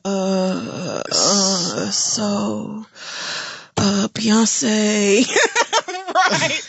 Like, there's a limit to what I can come up in here acting like. You should be able to, if you smoke, vape, whatever it is, you should be able to do so like responsibly, still handling your business and also making sure that your kids are far away from it and are safe. Right. Without even having to be asked. That should just be something that you are applying to your life because you're an adult. Right. And you're a parent and this, you have to be more responsible than this. Right. Like if I could like just spend weeks laying down and getting fucking high and doing whatever it is I do when I'm high, I probably would. You know, when I'm, God willing, I make it to a Mariah Carey level where I can just be rich and have fun, that's probably what I'm gonna do. You know, so it is what it is. But no, you absolutely are right in your frustration of this nigga lying and hiding shit from you, and also lying and hiding shit from you terribly, and also and also having this shit around your kids and stuff like yeah, I would say like maybe you need to talk to somebody, or maybe you need some help in weaning yourself down or off from your weed intake or whatever. Or why do you feel the need to smoke so much weed? Like, I know my issue. My issue is I get annoyed too easily. My issue is I'm awake. And the world is still existing. I'm not the only one on it. It's just, life is fucking genuinely rough. But again, if you're like leaving work every day on your lunch break just to go get high and then go back to work and like, you're constantly getting on your family's nerves. Lying to your wife or fiance, girlfriend, you constantly lying to your girlfriend about it. No, like you're clearly fucking up somewhere along the way. He needs to definitely come up with some sort of a set of steps or procedure or whatever in how he's going to manage his weed intake as well as his personal life, his life as a father, his life at work, and everything else. And I would make it explicit to him, like, look, I ain't trying to leave your dumb high ass. But we need to work on, like, I will help you figure out whatever it is that you need to do to make this work for everybody. If you cannot do that and you just love weed so much, then why don't you marry it? Me and my baby are out. Childish. A mess. I will say this little fake punishment you gave him is trash. Yeah. He can stay at your house Monday through Friday, but on the weekends he got to go to his parents' house. Girl, what? Sounds like you raising a bunch of kids. It does. Hell no. So most of the days you have to put up with his lying, cheating. Well, not cheating. At least he's not cheating. But and then send him to his parents. Well, his mama probably doesn't have a problem. Well, I mean, like maybe not. But that is just that's not a punishment. You can stay here during the work week and then on the weekends you get to go away for the whole weekend, leaving you at the house with the kids by yourself. No, girl. That's not a punishment at all. Right. All he's doing is going over there and smoking where ain't nobody yelling at him about it. Right. So this is not a break up with him for me. This is let's figure out a way for you to still enjoy weed in a responsible manner. Right. That, fits the way most people, I think, who have kids and have full-time jobs enjoy weed, which is before work or after work. Is it Nikki that has like the room, like a sunroom that she just uses? Oh yeah. She has a screened in patio. So it's like attached to her house. Right. But it's outside and it's screened in and it's just like super comfortable and you just sit around. Yeah. You just sit around and smoke in that room and it's nothing. Like kids, dogs, nobody can get in there or smell it or anything else. Like you do have to be more careful about it. I also would not want my 10-month-old baby just being around a cloud of weed smoke or a nigga who's high. Like please do not roll up in my baby daycare smelling like weed. The fuck? It shouldn't be too much to ask, like, my nigga, have some fucking couth. Yeah. Just a little bit of something. If you, whether or not you're even a parent, like, if you smoking weed, you should be doing so responsibly anyway. You don't want to be a burnt out. That's not cute on anyone. True. And you also don't want to get so fucked up that you just start saying or doing incredibly dumb shit, making like really horrible bad decisions. Right. Which is, I mean, not as likely as it is if you drink too much, but it's still very possible to be high all the time and just turn into a fucking moron. Right. So there's definitely a balance here. So if I were you, I would be like, nah, nigga, you're not going to your parents on the weekends. You staying right the fuck here. Right. And figuring your shit out on the weekends. Right. Because I would not leave before October because that's you gotta have to pay the lease if you leave. Like it's money and I would not do that. But if he ain't figured it out by October, you done gave him the whole year. I don't know. It's complicated when people have small kids, but it doesn't take a year to... It doesn't take a year to stop going to the daycare high or stop leaving work to come home and get high and all or this, lying. Right. Or lying and sneaking around about it. Like, niggas make things harder than it has to be. So, but good luck to you. I wouldn't say he has to quit smoking, but he definitely should straighten up the way he goes about it because it sounds like he's being reckless. So send your questions to asktheread@gmail.com and we'll be back. Hey y'all, being healthier is at the top of pretty much everyone's New Year's resolution list, and Care of is there to help you feel your best by taking the guesswork out of choosing the right vitamins. Vitamins can fill the important gaps that your body is missing from your diet or give you an extra boost where you need it. Just take Care of's fun online quiz and answer some questions about your diet, health, goals, and lifestyle choices. Don't be afraid. No, it's not scary. It's really not. Then Care of uses your answers to create personalized vitamin packs in just minutes. Each box includes a month's supply of individually wrapped packets for easy grab and go. It's like having a one-on-one nutritionist all without leaving your house. Lord knows it has been good to me. I feel like at this point, I'm trying to be one of the vitamin girls. I'm taking vitamins every day because you have to stay healthy and strong out here in Trump's America, and I'm doing everything I can to fortify myself.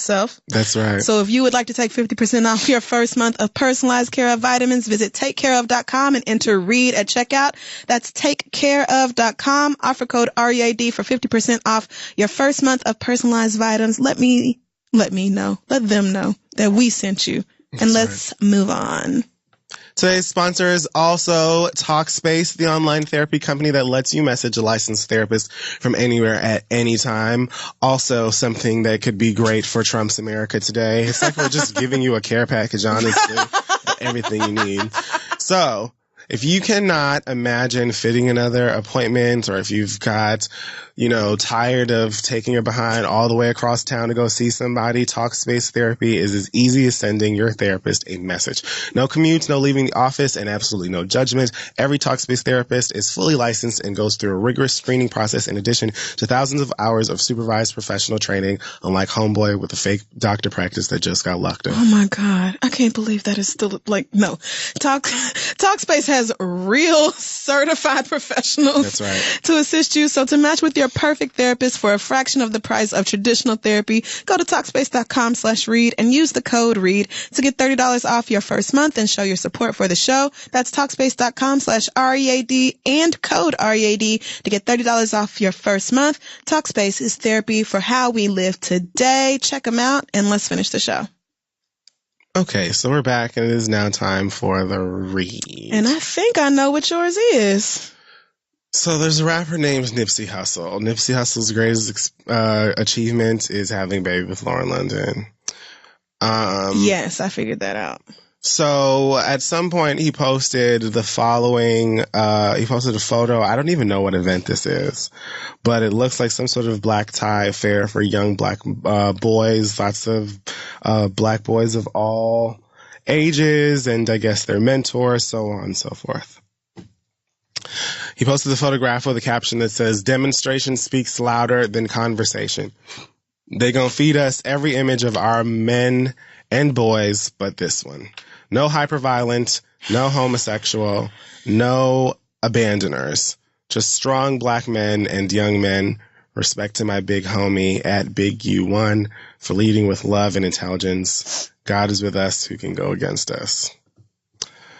So God is with this?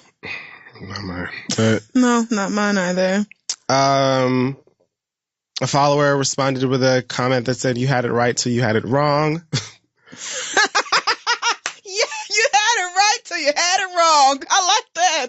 Please edit your caption accordingly and let's practice inclusivity in 2018. Big bro, peace and blessings. Ellen Hale is the girl's name. To which Nipsey Hussle responded by saying, "I ain't changing shit. I said what I said. Do your research about the agenda to emasculate the black man. Oh, God. Read the ISIS papers. I don't sympathize. I don't sympathize with the oppressor's agenda in any shape, form, or fashion. Peace and blessings to you as well."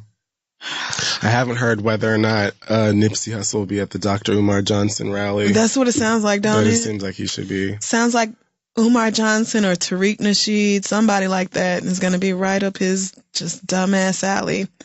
I don't know too much about Nipsey Hussle as a person, so I'm going to just sit back. There's not much to know. Through all of this. He makes rap music. Okay. Sure he does. I'm done. Fine. So here are just some reasons that I'm having trouble with this foolishness. I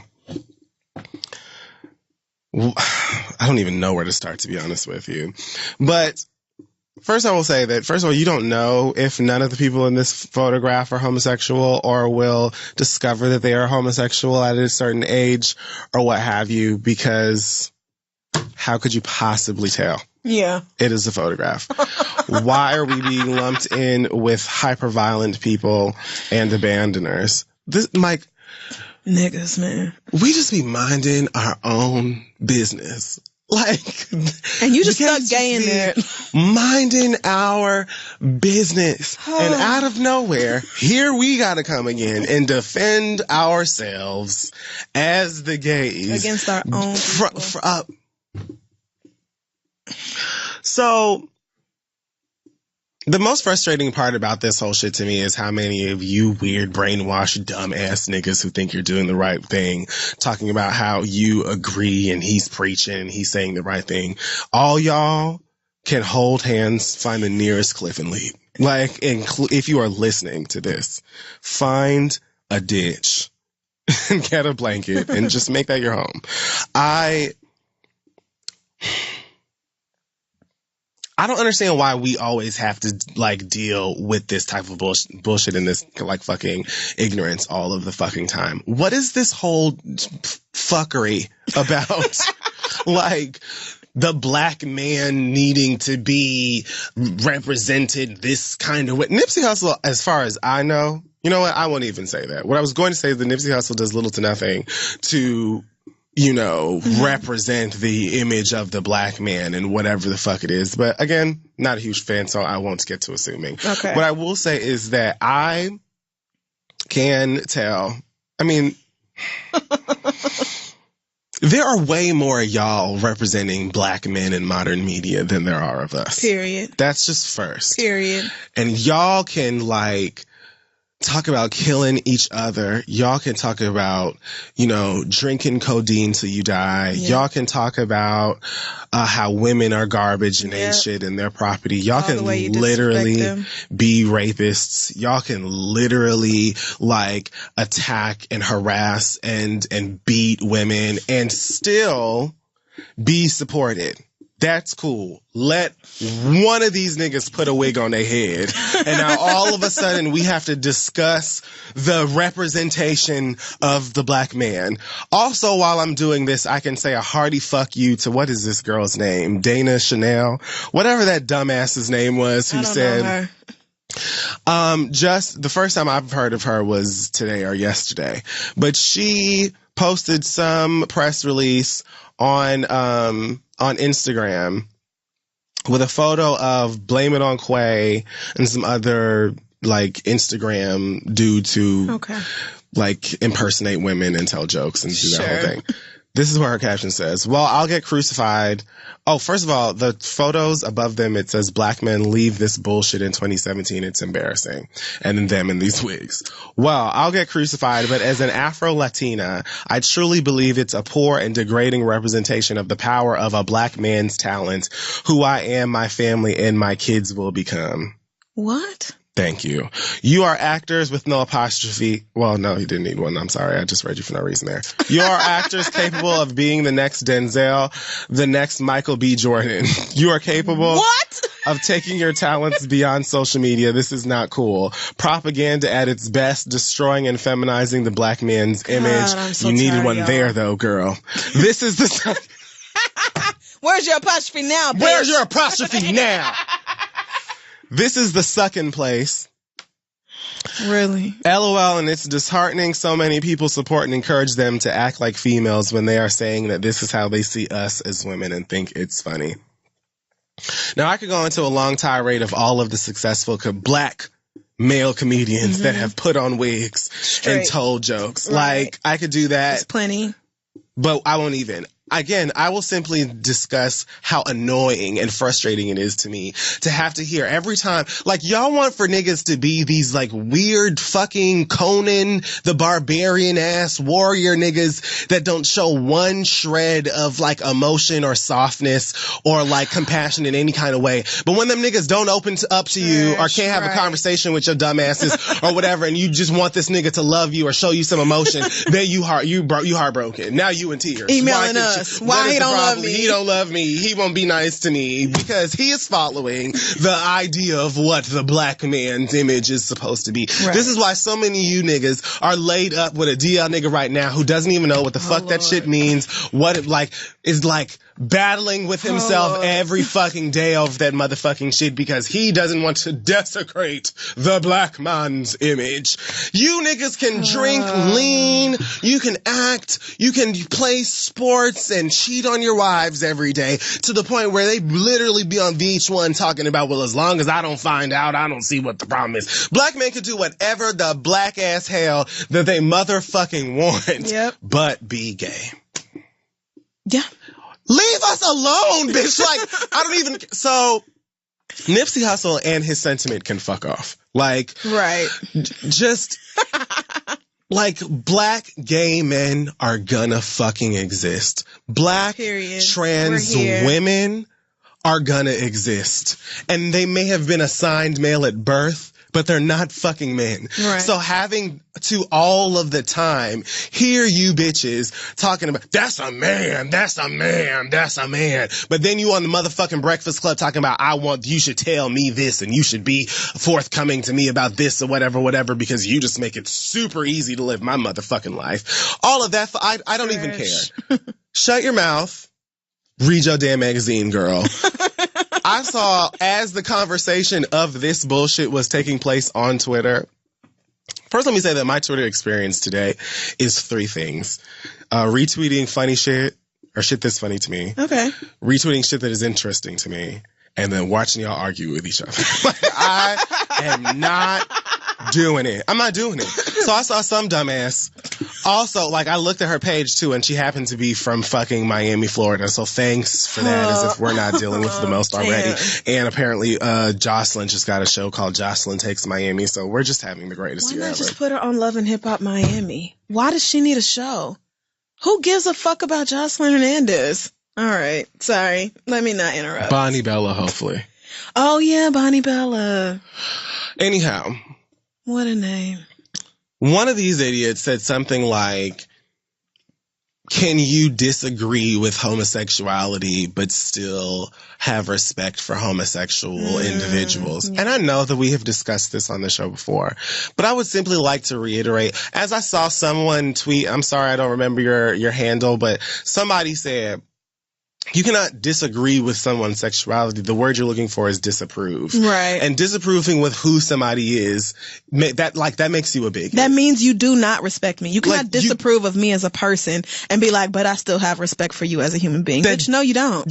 You do not. And you don't get to tell me, oh, yes, I do. Bitch, I just told you you don't. Like, you do not get to say that, oh, well, you know, everything about you is cool. I respect your existence. I just, you know, the whole sexuality part of you, the whole part about who you date and love and marry and who you choose to share your life with, that part is garbage and trash. And nah, gross, nasty, don't like it. But still respect you, girl. I don't agree with giving ass to lying ass, dog ass, cheating ass, trash, trifling ass niggas that ain't doing nothing but ruining your credit, running up the mileage in your motherfucking car, cheating on you, disrespecting your motherfucking mama and the rest of your family and friends. Stupid. I don't agree or approve of that, but I let y'all do it because that's your fucking business. I don't know, like, you can, what? There's nothing for you to agree with. Right. Contrary to ignorance, like, I never had a time as a toddler, a teen, or anything where somebody said, here's the straight pill and the gay pill. Which one you want? Right. This is just going to be your lot in life. Choose wisely. Because if I did, I would probably be straight. So I wouldn't have to deal with all of the dumb shit that you bitches say on a daily, regular ass basis when my faggot ass ain't trying to do nothing but keep these bills paid and take care of people that I care about and carve out a little lane for me. We can't do nothing for us. We can't even see ourselves on TV because that is again pushing the agenda to like shit on the black man's image and whatever. Meanwhile, I'm trying to think, have I seen an openly gay black man on TV that wasn't like reality TV? I can't think that I've seen one like the even last written in like a scripted show. Big scripted series like that, I believe, was Noah's Ark. See, and how long ago was that? Y'all talking about media representation when you have way more of it than we do. A big show. Like Noah's Ark was only on Logo. Right. You either kind of knew about it or you didn't. You had to turn to Logo to see Noah's Ark. Right. You had to seek it out. You had to know what you was looking for to watch it. It wasn't on ABC primetime. Like, surprise. Like, there are plenty of gay people that are black and also, like, love being black, celebrate being black, rally for your dumb asses too, just like everybody the motherfucker else, and should, like, be allowed to see themselves represented in the same fucking thing that you do. What is there to agree or disagree with? This is who I am. You're just homophobic. That's it. You're just homophobic. Just say it. Don't argue with us. You're just homophobic. To align us with abandoners and the hyper-violent and whatever the fuck else, like the queens. Dumbasses. Like just people who sleep with a specific kind of people. Meanwhile, there's too many men in this video. There's no too many people in this photo for me to say that none of them are gay. And again, if you listen to people who are telling you facts all of the time, you would understand that sexuality is not black and white. So many of the niggas in that fucking picture could either dabble, well, most of them are young, but. Right, these are babies, but who knows? Right.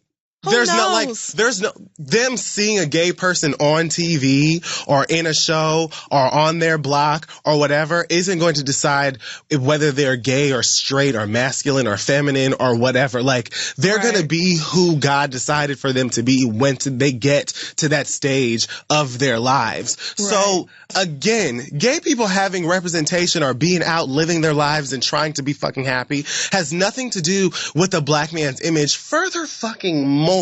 Say it. Even if, let's say that you are able to take all of these fags and all of these trans people and just put them in a tiny box and set that box on fire and then just, I don't know, you just send it out and set it away. Like, just if you were to get rid of all of us, what that's gonna do?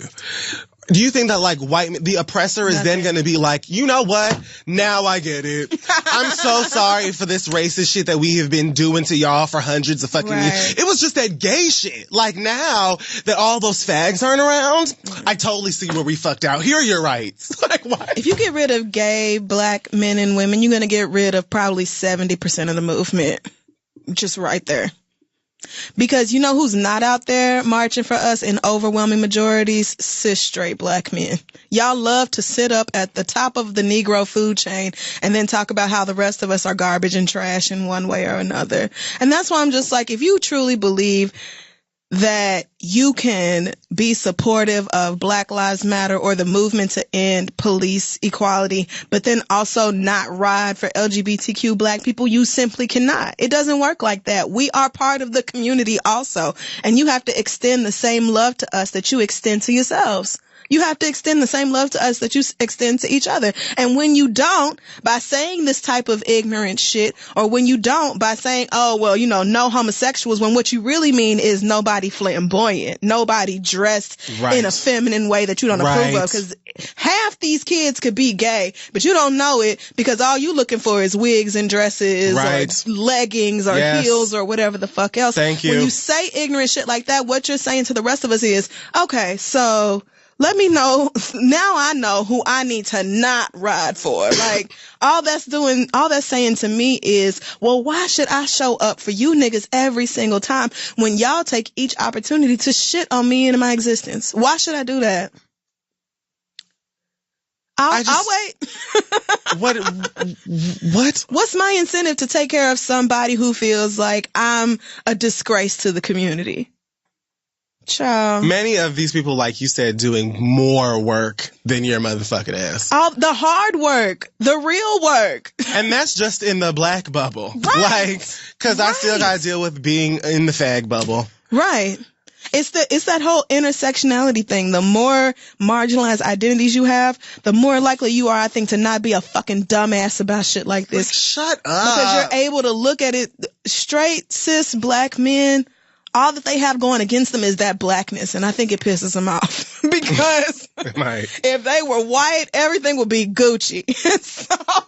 That's the only thing. You have the whole community, straight, cis black women with they lovable dumbasses following behind y'all, loving y'all anyway. Proof that homosexuality is not a choice, because every straight woman I know would be dyking right now if she could just bring herself to do it. That is a fact. If she could just bring herself to be like, yum, pussy, then they would all have a girlfriend right now, but they just can't. They truly love and support y'all, and y'all shit on them as much as you possibly can. We forgive niggas for molesting children, stealing from grandmas, abandoning their kids, hitting their women. We forgive that and welcome niggas back into the family and tell everybody else, oh, don't act like that around JJ. You know, that's just, you know, that's, oh shit, he don't act like that no more. That's just how he was. Da, da, da. Like, you will literally fall over like, we do this. We fall over ourselves to let these niggas continue to come in the community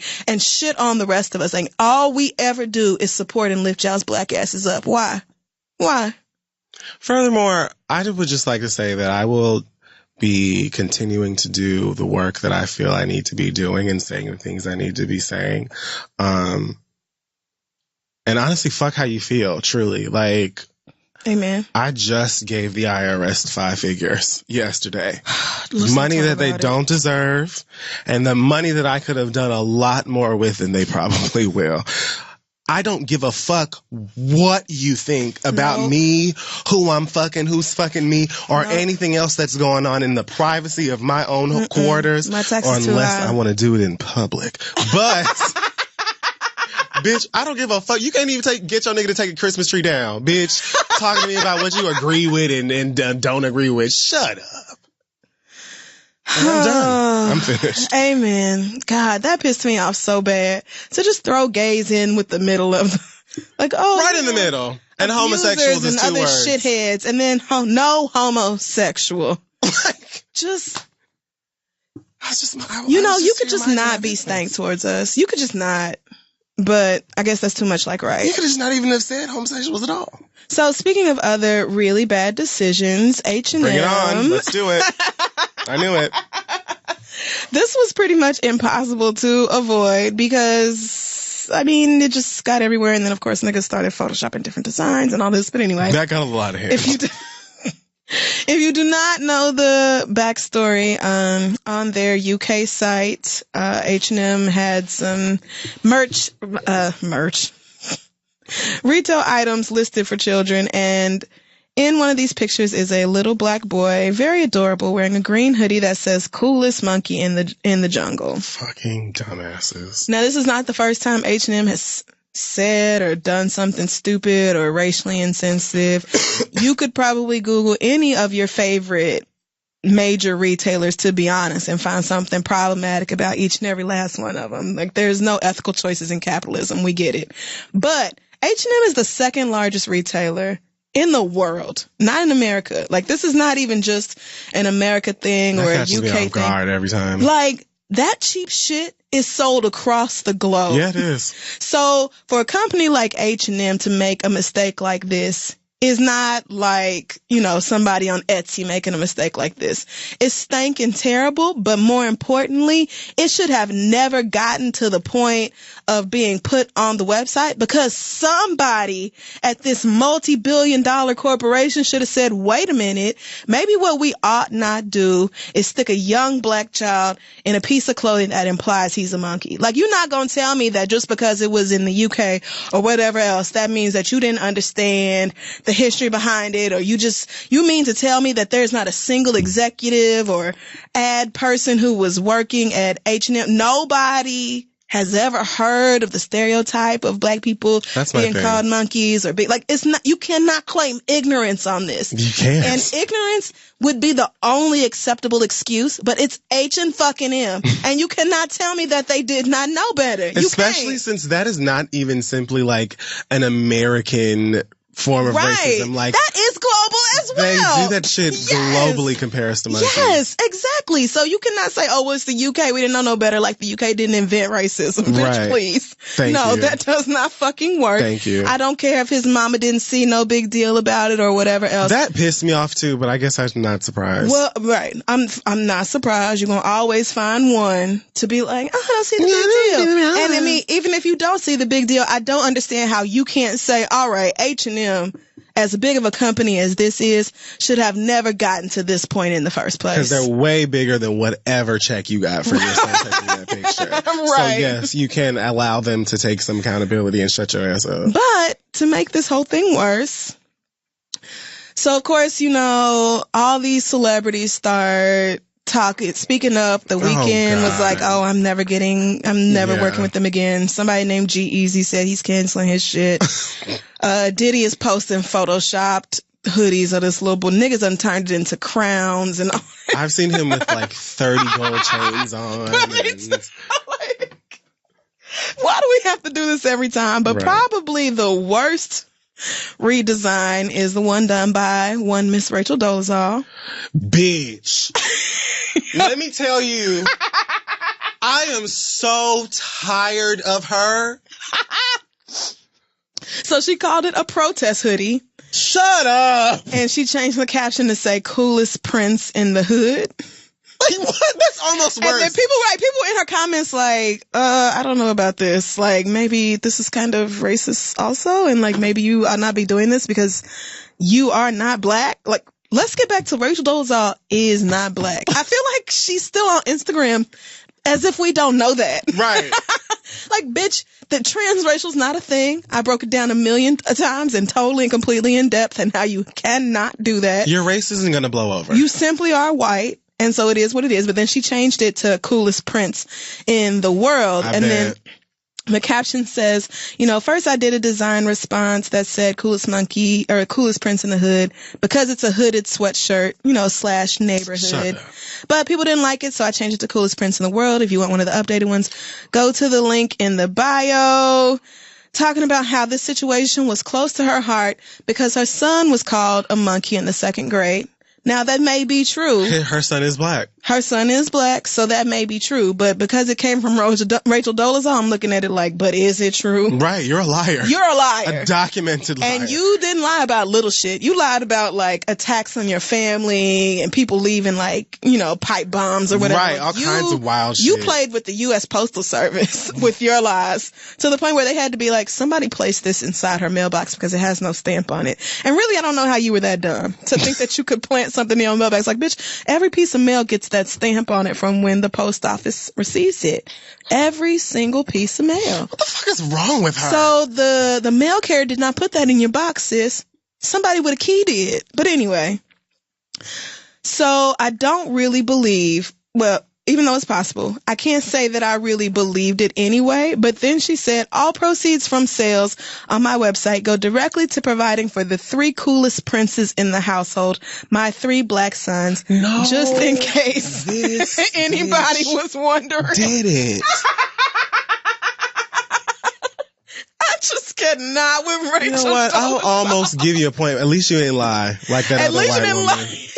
You did at least say all the proceeds are staying right here in my Caucasian home. But it's still so gross that your white ass it's all about gravitated whatever towards you can this story. use. Yes. To get some money for you. Whatever. And you would think somebody like Rachel Dolezal would stay away from race-based stories because now we all know the truth about your lying ass. But it's like she's doubling down and like being in it. Like, nah, this is important. And me and my black babies, like it seems when you bring up your black kids in this context, it sounds to me like you're using them and their blackness to get as close as you can into blackness. And that's just another reason why I don't fuck with this stupid bitch. I cannot stand her, bro. H&M was bad enough, but to be honest, I don't expect nothing better out of H&M. Them niggas use sweatshops and, slave labor and all that. You can't mass produce $9 dresses without doing something illegal or unethical. You can't do it. That is a fantastic You just cannot do it. And fast fashion is terrible for the environment, terrible for workers. And H&M be swapping they stock gets switched out like, I don't know, every 2 months or so. It's always some new shit in there. Like every time I go in H&M, it's some brand new shit in there. So there's no way that they are operating on a global scale in an ethical way. And if you Google it, there are lots and lots of things. Like I said earlier, there are lots of reasons to not shop there. Just like there are lots of reasons not to shop at Walmart or probably any other major retailer. You look close enough, like Wendy's. I don't know what's wrong with Wendy's. Something about them. They don't want to use the right tomatoes. Like somebody done signed a tomato contract and all the other fast food places are using these ethically picked tomatoes. And Wendy's like, nah, we'll use our slave labor tomatoes. Like you really can't go nowhere. So H&M doing that, I was just like, wow, H&M garbage. Now I really can't shop there until I forget about this. Like y'all, that's really fucking Thankfully, shitty. I have not been in an H&M in a while. It's been a long time, especially because their clothing in the winter does not hold up for me. It simply doesn't. They are disposable summer thought wear clothes as far as I'm concerned. Absolutely. They've always filled that lane. Right. But there's a million other places you can go for disposable clothing. That's true. So I can always go right over to Forever 21, who's probably also heinous. Probably. That's true. Or Zara or any another. There are plenty of just shops in New York where you could go and get cheap shit. Right. So I don't have to shop at H&M. But shame on y'all for either not. No, I won't say you didn't know any better. For not having anybody who knew better in the room. For not having anybody who knew better to be in a position of power. I can tell you I don't have black people making the final decisions at H&M. Because it just seems like had somebody really gotten a good look at this, y'all could have avoided this whole... It shouldn't even have been hard. Right. It should have never made it to the internet. There are other kids on your website. Why couldn't one of the other children wear the hoodie that said Monkey in the Jungle? And this is why so many people are pissed about it, because it's just like, at some point, we're going to look at this like it's not a mistake. Like, right. I don't give a fuck who did what, approved what, signed what. I'm treating this shit like you did that shit on purpose, because you should know by now. Right. I'm sorry. Like, I don't give a fuck. Like you said, out of all of the fucking kids that you have modeling these clothes, that one sweatshirt you put on him. Right. It's not a protest hoodie if the money doesn't go to benefit protest efforts. Like you straight up said it's going to your kids, which is fine. But then don't try to make it a protest thing or a resistance thing. Like we're going to take down H&M through buying her bullshit. Right. It's just like she does not miss a chance to try to capitalize off of us in whatever way she possibly can. We know you're white, Rachel. Fuck you, girl. Right, we know it. We're not confused about it no more, sis. We saw your baby pictures. You're too simply white parents. Simply white. Got on TV like, she's been a cracker all those days. Like, what are you talking about? I don't know how she got her hair to do that, but she is white. The only people who could possibly be supporting Rachel Dolezal are like you very weird niggas who are like, well, she's still done a lot for the community, and so where's all this great lot for the community? Like, where is that at? Because, and the only other people who could be doing it are white people who are laughing at her and think it's funny. I mean, I don't think anybody is taking her seriously, which is probably why she's trying to sell hoodies for money. Like, I guess you do what you gotta do. It's a common hustle, but don't try to turn it into a protest thing when it's really just a you want some money thing. Sell hoodies making fun of yourself. Right. Why don't you sell hoodies about white people? I don't know. I don't know. I really don't know what to tell you. But I feel like you get a better, stop trying to capitalize off of black pain and Please.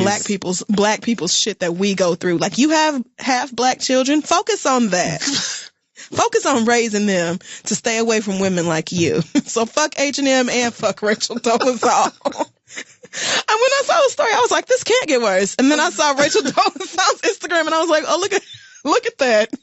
The gag for me is when she said, because I only saw the photo of Coolest Prince in the Hood. I didn't see that she changed it. Yeah. Because I try to stay as far away from Rachel Dolezal. I get tagged in possible. everything she does.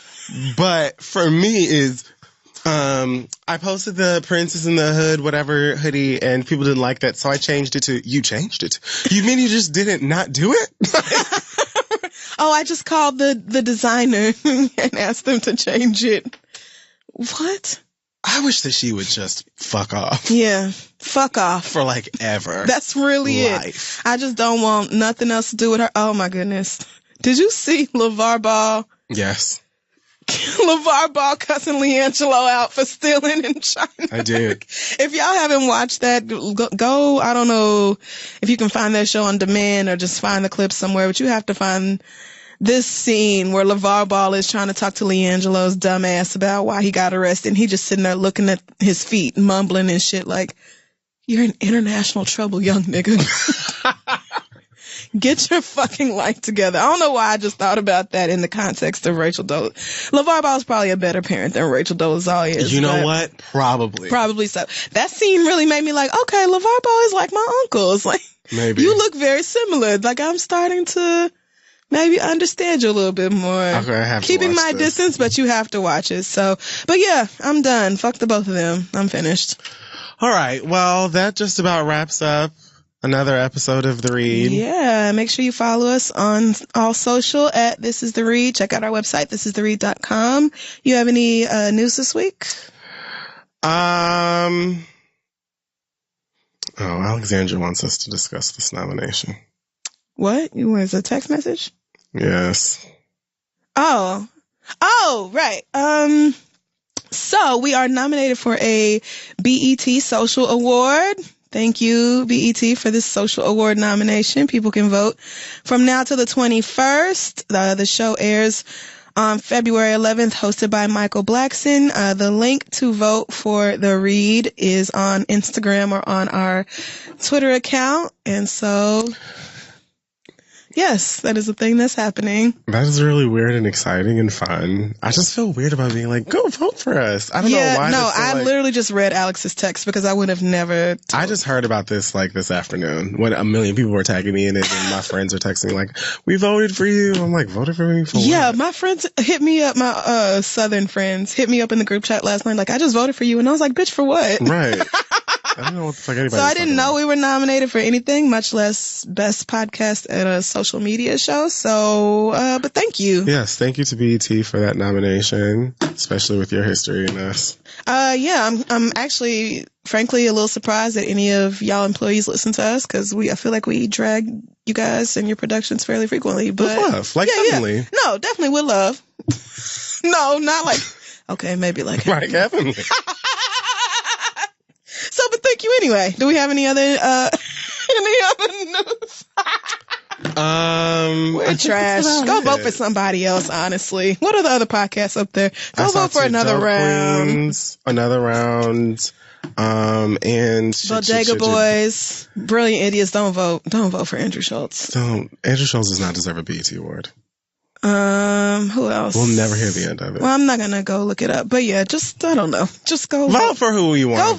Go vote for your favorite show. Who knows? Yes. It might not be ours. The people's fave should win. Do we have an acronym this week? The acronym this week is going to be DWTD. Damn. Dwight's. Nope. What's the first one? Disagree. Disagree